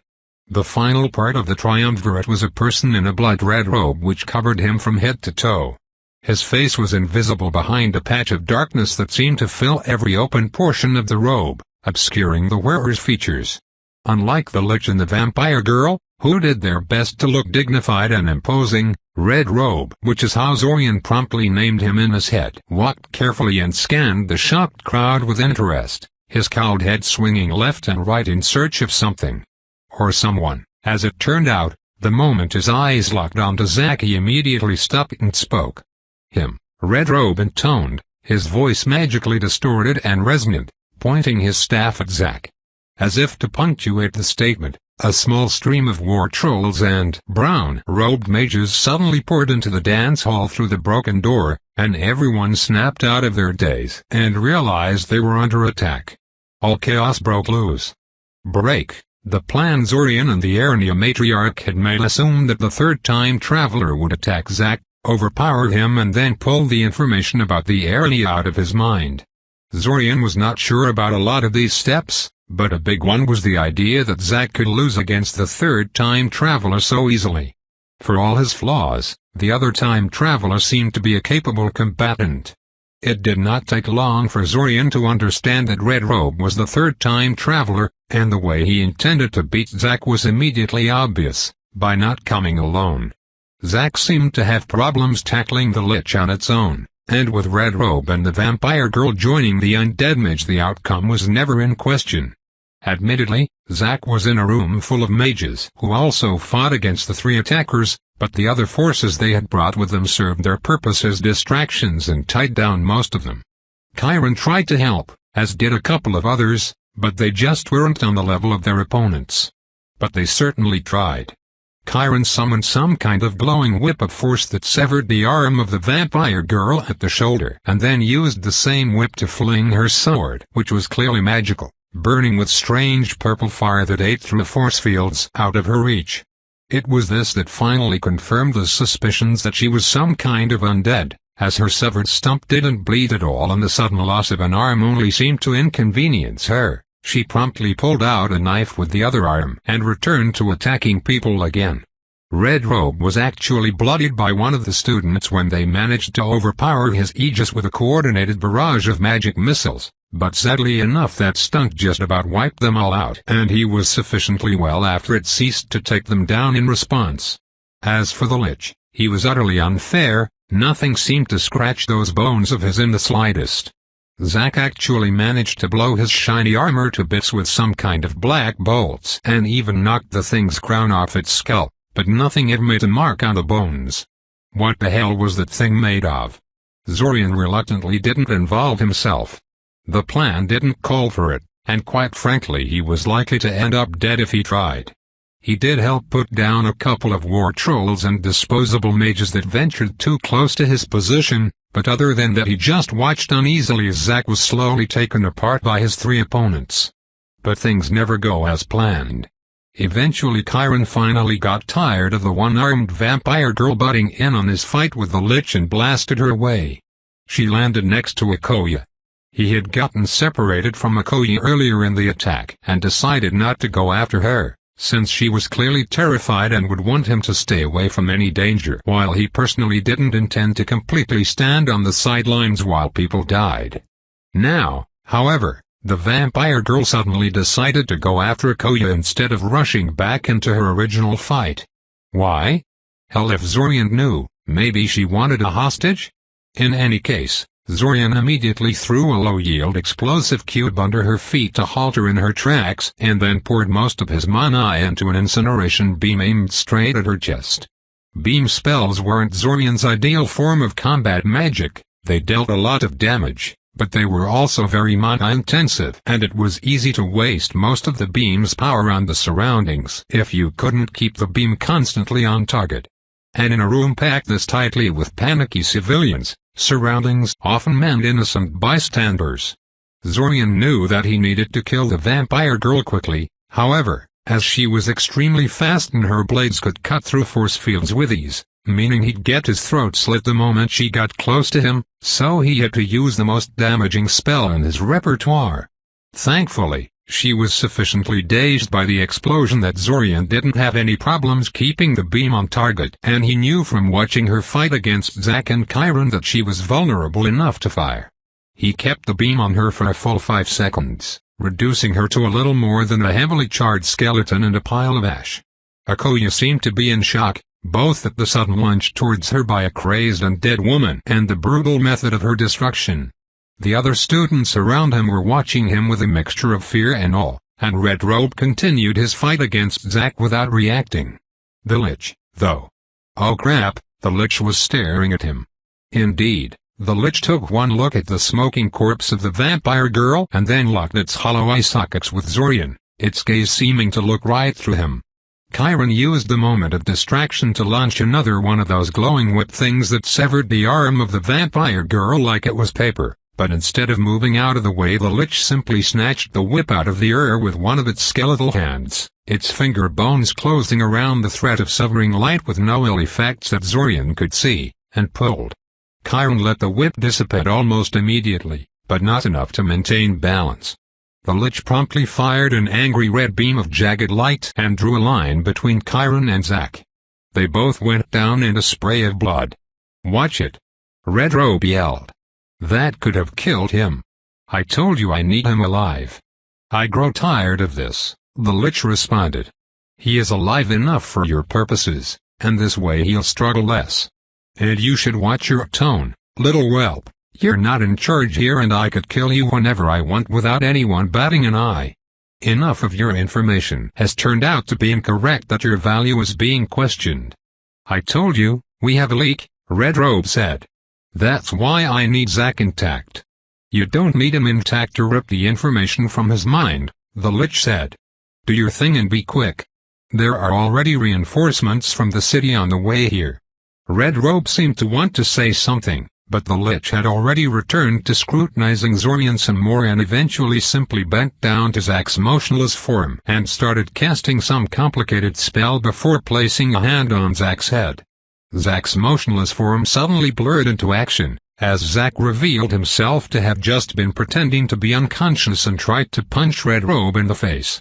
Sadly, while Zack wasn't totally unconscious, he wasn't in top form either, and Red Robe deflected the attack before slamming Zack's head into the floor several times until he went limp and then repeating the spell. The Lich chuckled hollowly. "Now who's being too rough? You could have cracked his skull with that stunt, you know? Living beings are such fragile things." "The Ernia," Red Robe said after a while. "I can't believe it, I'd never have thought those thrice-damned bugs would be. No matter, I have to go. Time to go tie some loose ends." "The Ernia were never part of the," began the Lich, but Red Robe already teleported away. "HMPH. I am killing that fool when I meet him later. He's more trouble than he's worth." He turned back to Zorian after a few moments, and people around him edged away from him. "I hated her, you know," the Lich said conversationally, pointing at the smoking remains of the vampire girl. "She thought she was so much better than little old Quatachichul. I was a relic," she said, "while she was the next generation of undeaders and built like that. Now look at her, killed by a precocious student with a simple fire spell. Still, while I find the situation amusing, I can't exactly let you get away with it, you know? She was kind of important, much as it rankles me, and I can't just go back home and say, 'Remember that Zoltan house heir you told me to take care of?' I kind of lost her. The head of house will at the very least want your head for this, if not your soul." Crap, crap, crap. So he ended up killing some kind of house heir now? On the other hand, it was nice to have confirmation that the Lich was Quatachichul. Quatachichul was male, wasn't he? He could stop referring to the Lich as an it now. Now if only he could get out of this with his soul intact. "I don't suppose you would accept a bribe to pretend you couldn't catch me?" asked Zorian with as much calm as he could muster, taking out the silver disc Kale gave him and flinging it towards the Lich. Thankfully, amazingly, the Lich reacted just as Zorian expected him to. He extended his hand and snatched the coin out of the air. Zorian had figured the Lich would do that instead of knocking it aside with a shield or something, as he seemed to consider himself invulnerable, not an unwarranted assumption considering those weird bones of his. In any case, the moment the Lich's skeletal hand closed around the silver disc, he froze in place for a moment before collapsing to the floor like a puppet with its strings cut. "What?" one of the students behind him asked. "What happened? What the hell did you do to him?" Zorian ignored him. Instead he rushed towards Chiron and Zack and started examining their injuries. A few seconds later he was pulled away by a girl who looked a few years older than him and who claimed to be a trained medical professional, so he let her do her thing. Instead he pulled a telepathic relay out of his pocket and closed his eyes in order to contact the Arania and see what was happening on their front. Break. It had started so well.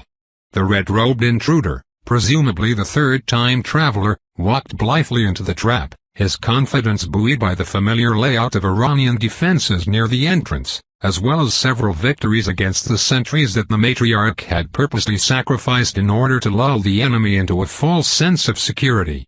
The moment he was near the center of the room, the floor turned to liquid and he sank into it before it froze solid again.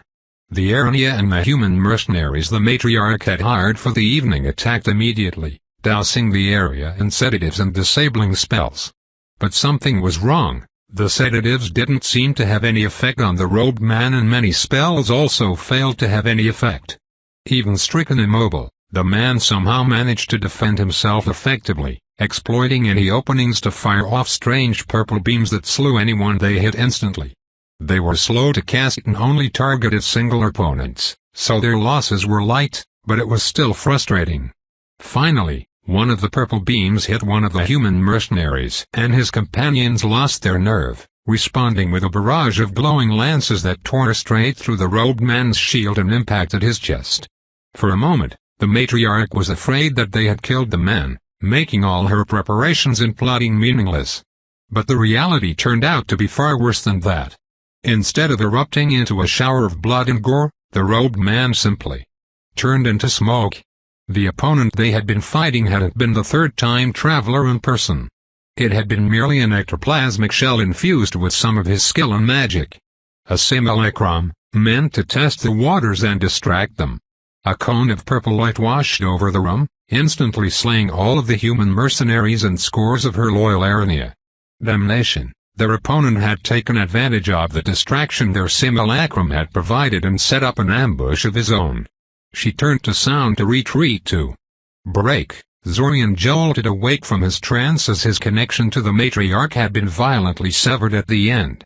Watching the events unfold from her perspective had been strange and mildly unpleasant, and Zorian would have to talk to the matriarch later about doing stuff like that without asking for permission, but considering the sudden end of the transmission, the matriarch was probably dead.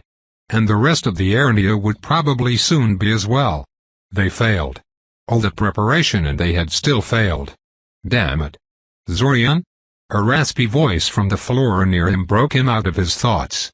It was Zack, who was apparently conscious again, a heavy bandage wrapped around his head. You with us again? You kind of drifted off for a while. Yeah, Zorian breathed out. I'm fine. They say you killed the Lich, Zack said, pointing weakly towards a pile of black bones some distance away from them. A couple of braver students were clustered around the fallen body of the Lich, whispering and pointing. How the hell did you manage to do that? I severed the connection between his soul and his physical vessel, thereby causing it to snap back into his phylactery. He's not really dead, just banished. Oh, Zack said. Still, that's... I never managed to do anything even close to that. How? How is it that you knew how to do that? Are you? I need to go, said Zorian, rising to his feet. Hey, wait. Zack said, trying to rise up before wincing in pain and giving up on that idea. You can't just ignore me and go, Zorian.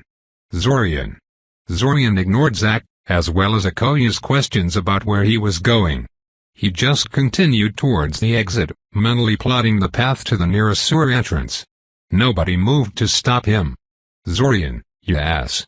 I swear I'm going to punch you in the face the next time I see you. Zack shouted behind him. Sorry, Zack, Zorian whispered to himself. But this takes precedence. Break. By the time Zorian had arrived to the Iranian settlement, the whole place was dead, and Red Rope had moved on somewhere. Probably to hunt down any fleeing Arania that had scattered into the city. Zorian knew that a number of Arania were above ground at the time the ambush had been taking place. Whatever the reason, Zorian thanked his good fortune and started examining the place for additional clues about what had happened and for any surviving male Arania. The fight had been fierce, but Zorian couldn't help but notice that most of the damage to the settlements had been inflicted by the Arania themselves, as they futilely tried to halt Red Robe's advance through the use of the spell cubes he had gifted them and their own traps. Red Robe killed incredibly cleanly, leaving no mark of damage on the bodies of the fallen. It was those strange purple spells obviously, but why was he taking such pains to kill all the Arania so bloodlessly when he could just chuck a fireball and fry the lot of them? He was thorough, though. Zorian didn't know whether the man was unaware that the Arania males were not intelligent or simply didn't care, but quite a lot of males ran afoul of his desire to kill as many Arania as possible. This thoroughness was another strange thing. The man hadn't seemed hysterical or furious back in the dance hall, so why was he so insistent on getting every last Arania before the time loop was done? He even wiped out the children's crèche, for God's sake. Yes, obviously killing them all would ensure that he got any time travelers amongst them for sure, but still, they would all be back in the next restart anyway. Disturbing. Even though the emotional impact of seeing an entire settlement butchered down to the last child was blunted somewhat by their obvious non-human anatomy, Zorian was still sickened and disturbed by the cold-hearted brutality of the third-time traveler. Well, maybe the matriarch's message from beyond the grave would provide some answers. With the help of his divination compass and his mind's sense, he slowly tracked down the surviving males one by one and extracted the pieces of the message they held. There were two parts of the message, Zorian soon realized. The first was a simple narration, a voice message left to him by the matriarch explaining her actions. The second was a detailed map of Sioria's underworld, with several locations marked as important. Both messages were incomplete, due to the thoroughness with which Red Robes hunted down the Arania, and the matriarch seemed to prioritize the map as more important, since several males had redundant copies of some of the sections of the map. As the time loop inexorably inched towards its end, Zorian took stock of what he had managed to piece together. Missing. Mean things went awry. I know you think I had it coming by rushing into this, but missing. Simple. The time loop is degrading. I can't tell how long it will be before missing. Can leave at any time. Thus, stopping him was missing. Can only ever be one winner in this game. I am truly missing. Hope it won't be necessary, but just in case I put in a map too. Missing. Whole other continent. I didn't think it was possible, even with the help of missing. That was it. The map was also full of holes, although Zorian noted he still currently had what was an incredibly accurate map of Sioria's underworld by commercially available standards. Before he could really consider the message at length, the loop ended and everything went dark. Break. Zorian's eyes abruptly shot open as a sharp pain erupted from his stomach. His whole body convulsed, buckling against the object that fell on him, and suddenly he was wide awake, not a trace of drowsiness in his mind. Goddamn. Kirill began, only to get cut off as Zorian immediately shot upright into a sitting position, sweeping Kirill into a crushing hug. The suddenness of the motion shocked Kirill into a few seconds of silence as Zorian took several deep breaths to calm himself down. What's wrong? Kirill asked, wriggling inside his grip but not really trying to break free of his hold. Zorian promptly let her go and tried to think of a good answer. He failed to think of any. And nothing, he exhaled. It's just a nightmare. I'm sorry for worrying you. And it really was a nightmare. All their manipulation and preparations, all his combat practice, all the tricks he had thought of, and they still lost. They lost miserably. The Arania. They had been hunted down like stray dogs and massacred. Why? What could the third-time traveler hope to accomplish with such pointless brutality? And the message the matriarch had left him didn't explain much of anything, either. Like I was really worried, she huffed, giving him a sharp poke and jumping away from him. Mother wants to talk to you, so you better hurry down. Right, Zorian said, getting up and making a motion towards the door. Predictably, Kirill sped away to occupy the bathroom, and Zorian immediately locked the door to his room once she was gone and started pacing around like a caged tiger. He needed to warn the Aranya, and he needed to warn them as soon as possible. He wasn't going to bring Kirill with him this time, and the moment the train disembarked in Sioria he was. No. That was too slow. Far too slow. Considering Red Robe's actions in the previous restart, and the fact that he knew they were time travelers now, Zorian wouldn't put it past him to butcher them all at the start of the restart this time. The Aranya needed to be warned right now, not by the end of the day. He would have to teleport directly to Sioria. He mentally apologized to his mother and Kirill, since they were going to have a fit when they realized he had gone missing from his locked room, and started casting. He couldn't teleport straight to the Iranian settlement. The Iranians had actually warded most of their settlement against teleportation, and in any case the Aranya lived deep underground. Teleporting underground was a bad idea, between the sheer amount of rock in the way and the magical interference created by heightened levels of ambient mana, which only got worse on a monorail like Sioria. There was a good chance he'd end up killing himself.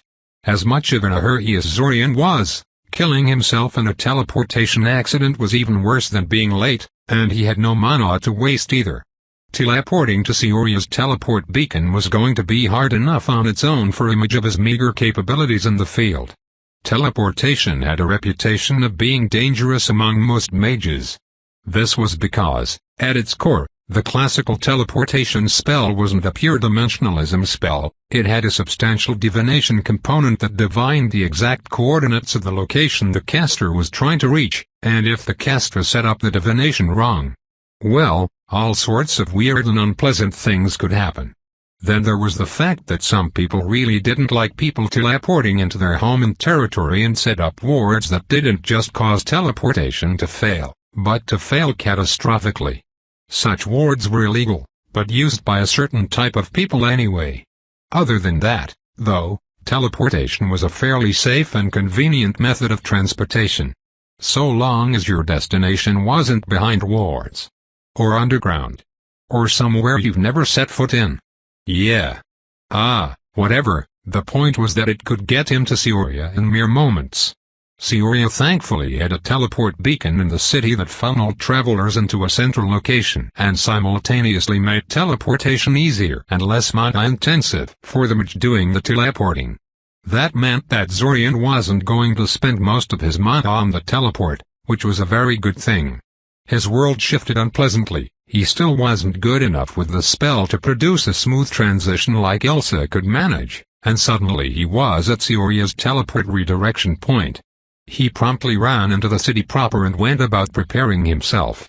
As tempting as it was to immediately descend into the dungeon and seek out the Aranya, he had to think of his own safety first. The Aranya could be saved in some other restart, but if he got captured by the third time traveler, all would be lost. He had to wait half an hour or so until his mana reserves regenerated enough that he would feel safe descending into the dungeon, so he set off in search of a store to buy some equipment at, as there wasn't enough time to make his own. Well, finding a magical store in Sioria wasn't too difficult. Unfortunately, their selection of spell rods legally available to someone like him had been very underwhelming. He bought a shielding bracelet and a rod of magic missiles, but everything else required permits he didn't have. I hate to sound like a crazed killer or something, but don't you have something more lethal in your selection? Asked Zorian impatiently. Well sure, but I can't really sell them to you without getting into trouble, can I? The merchant said with a radiant smile, not at all disturbed by his question. The Mage Guild keeps a close eye on the sale of spell rods and such, and I don't really want to get into trouble for a handful of coins. Sorry. He then gave him a shrewd look. But you know, if it's lethality you're worried about, may I suggest a somewhat unorthodox choice. He reached beneath the counter and withdrew a plain wooden box, placing it on the counter. With great fanfare, he opened the box and showed its contents to Zorian. Zorian stared at the contents for a few seconds, thinking it over. It was unorthodox, yes, but I'll take it, he said. The man gave him a knowing smile and started to write up a bill. Break, He knew something was wrong the moment he approached the Iranian settlement without being intercepted by the sentries. He should have been intercepted by now, especially since he had been deliberately inflating his telepathic presence to be as noticeable as possible.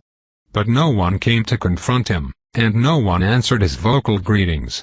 It was unnerving, and as Zorian got nearer and nearer to the Irania settlement, an undercurrent of dread began to seep into his mind.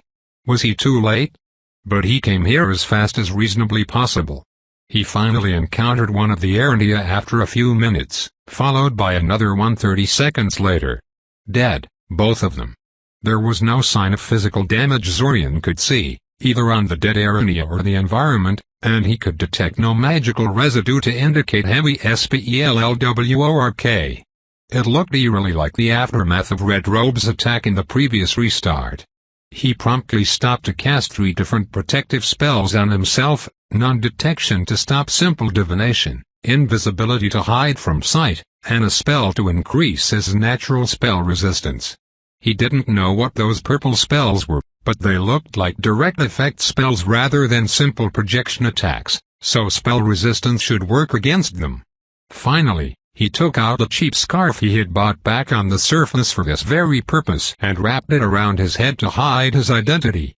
He was currently invisible, yes, but that was going to get disrupted the moment he cast a spell, and it wasn't something to rely on.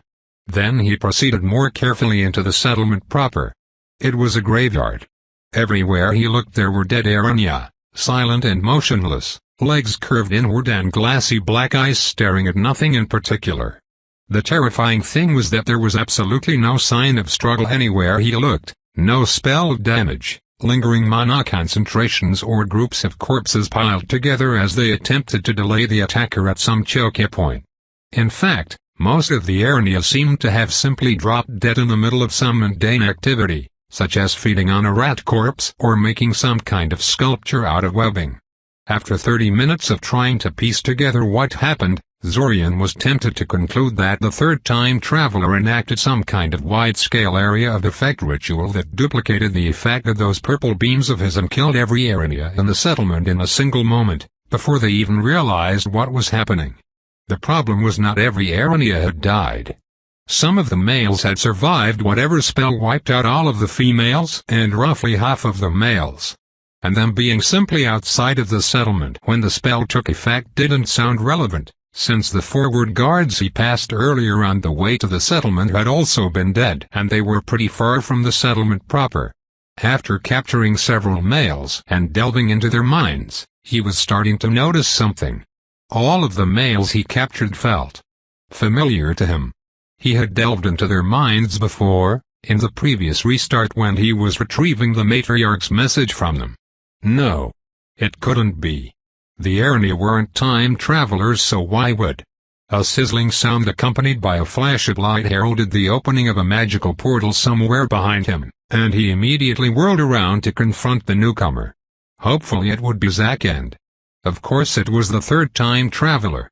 For 2 whole seconds, the 2 mages stood in silence, staring at each other in surprise. The third time traveler was in the exact same getup he had used in the previous restart, a blood-red cloak that covered every inch of his body and wreathed in some kind of protective spell that left his face as an empty, featureless patch of darkness beneath the hood. Zorian was technically invisible and the other mage shouldn't be able to see him, but he knew from the way the other mage was looking straight at him that the spell was not having any effect on the other mage. The moment was broken when the red robe whipped out a spell rod in a fast, practiced motion and fired a swarm of 5 magic missiles at Zorian. Caught off guard, Zorian could do little except soak the hit with his shielding bracelet. Thankfully the shield held, but he knew he wasn't going to win any fights with the guy that bested Zack. He managed to set off a disintegration spell at the floor of the cave between them, throwing clouds of dust into the air and allowing him to disengage from battle. He ran. Break, he didn't get far. You are shielding yourself from divinations, Red Robe said in his distorted voice. Good. At least you're smarter than that fool Zack. Can you believe that even after all these decades in the time loop he still hasn't learned how to hide himself from the most childish of locator spells? You, on the other hand, have been in the time loop for What? 3-4 years. And you already know how to shield yourself from my soul perception. Zorian said nothing, trying to sink further into the crack he was hiding in and racking his brains for a way to lose the man. It was fortunate that Kale had taught him how to shield himself from soulsight, because Red Robe was apparently a motherfucking necromancer. He was just fortunate he figured out how the man was seeing him, or else he'd be already dead by now. They're permanently dead, if you're wondering, Red Robe continued. He didn't seem to be able to pinpoint him with his soul protection active, but he clearly could tell he was around. And he was slowly getting closer to Zorian. When I killed them in the last restart, I didn't just kill their bodies. No matter how many times the time loop repeats itself, the Arania will always start the time loop dead, their bodies present but their souls forever gone. Soul magic is so fascinating, isn't it? Even though he had been suspecting it, Zorian still felt his heart drop at the admission. The Arania were dead permanently? That's... He felt a storm of outrage and guilt building up in him and ruthlessly crushed it. Now was not the time. There would be time for breakdowns and self-recriminations later, but now he had to make sure that there would be a later. But I'm not as violent and unreasonable as I might first appear, you know? Red Robe said conversationally.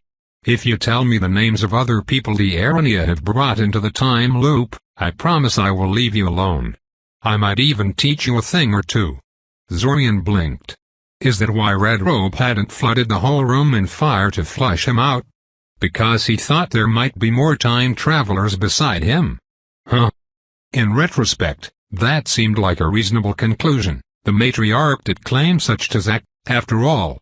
Suddenly Red Robe surged forward and snatched him by the shirt. Before Zorian could do much, the other mage slammed him into the rough wall of the Arania cavern several times, causing Zorian to see spots and hover on the edge of unconsciousness. He tried to break free, but he was never particularly gifted in the physical areas, and Red Robe's strength was utterly superhuman and completely out of proportion with his size and build. How many others have the Arania brought into the time loop? Red Robe asked menacingly, dropping all pretenses of politeness and friendliness. Someone else might have been tempted to try and lie, but Zorian knew it was best to stay quiet. A statement could be divined for hidden meanings and veracity. You could not divine the meaning of silence. Oh fine, have it your way, Red Robe said with a dramatic sigh. I guess I'll just have to rip it out of your mind like I did with Zack. Regardless of what those arrogant bugs told you, the Arania aren't the only ones capable of mind magic. Zorian felt the other mage trying to connect with his mind, but he immediately realized the attempt was incredibly crude and simplistic. Zorian was better and he knew it. Not willing to let this mistake on the part of his opponent go to waste, he promptly clamped down on the connection and blew Red Robe's telepathic attack to bits before counter-invading his mind. Knowing he had no experience with subtle attacks, he simply proceeded to blast the Red Robe's mind with an undirected telepathic scream. Red Robe flinched back and tried to terminate the connection. When that failed, he reached for his spell rod, but Zorian caused his hand to spasm and it promptly slipped between his fingers and clattered to the floor of the cave. After several seconds Zorian realized that, while the other mage was no match for him when it came to telepathic combat, he wasn't defenseless either. He couldn't overpower Red Robe mentally, and the moment his concentration dropped the other mage was going to sever the connection and beat him to a pulp in the physical world. He tried to commandeer the Red Robe's limb to release its grip on him so he could flee, but the hand remained resolutely wrapped around his neck. Well, fine then. Zorian reached to his belt and retrieved the revolver he had bought from the merchant, emptying the entire wheel into Red Robe at point-blank range.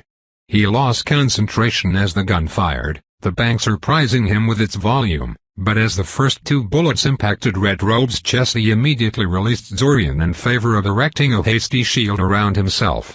The last 4 bullets splashed uselessly against the plane of force the other mage had managed to raise in front of him, but the damage was already done, as the first 2 bullets had already struck true, tearing through whatever protections the other mage had on his robe and drawing blood. Zorian took advantage of the aftermath to flee, hoping that Red Robe's fresh wounds would inhibit his pursuits.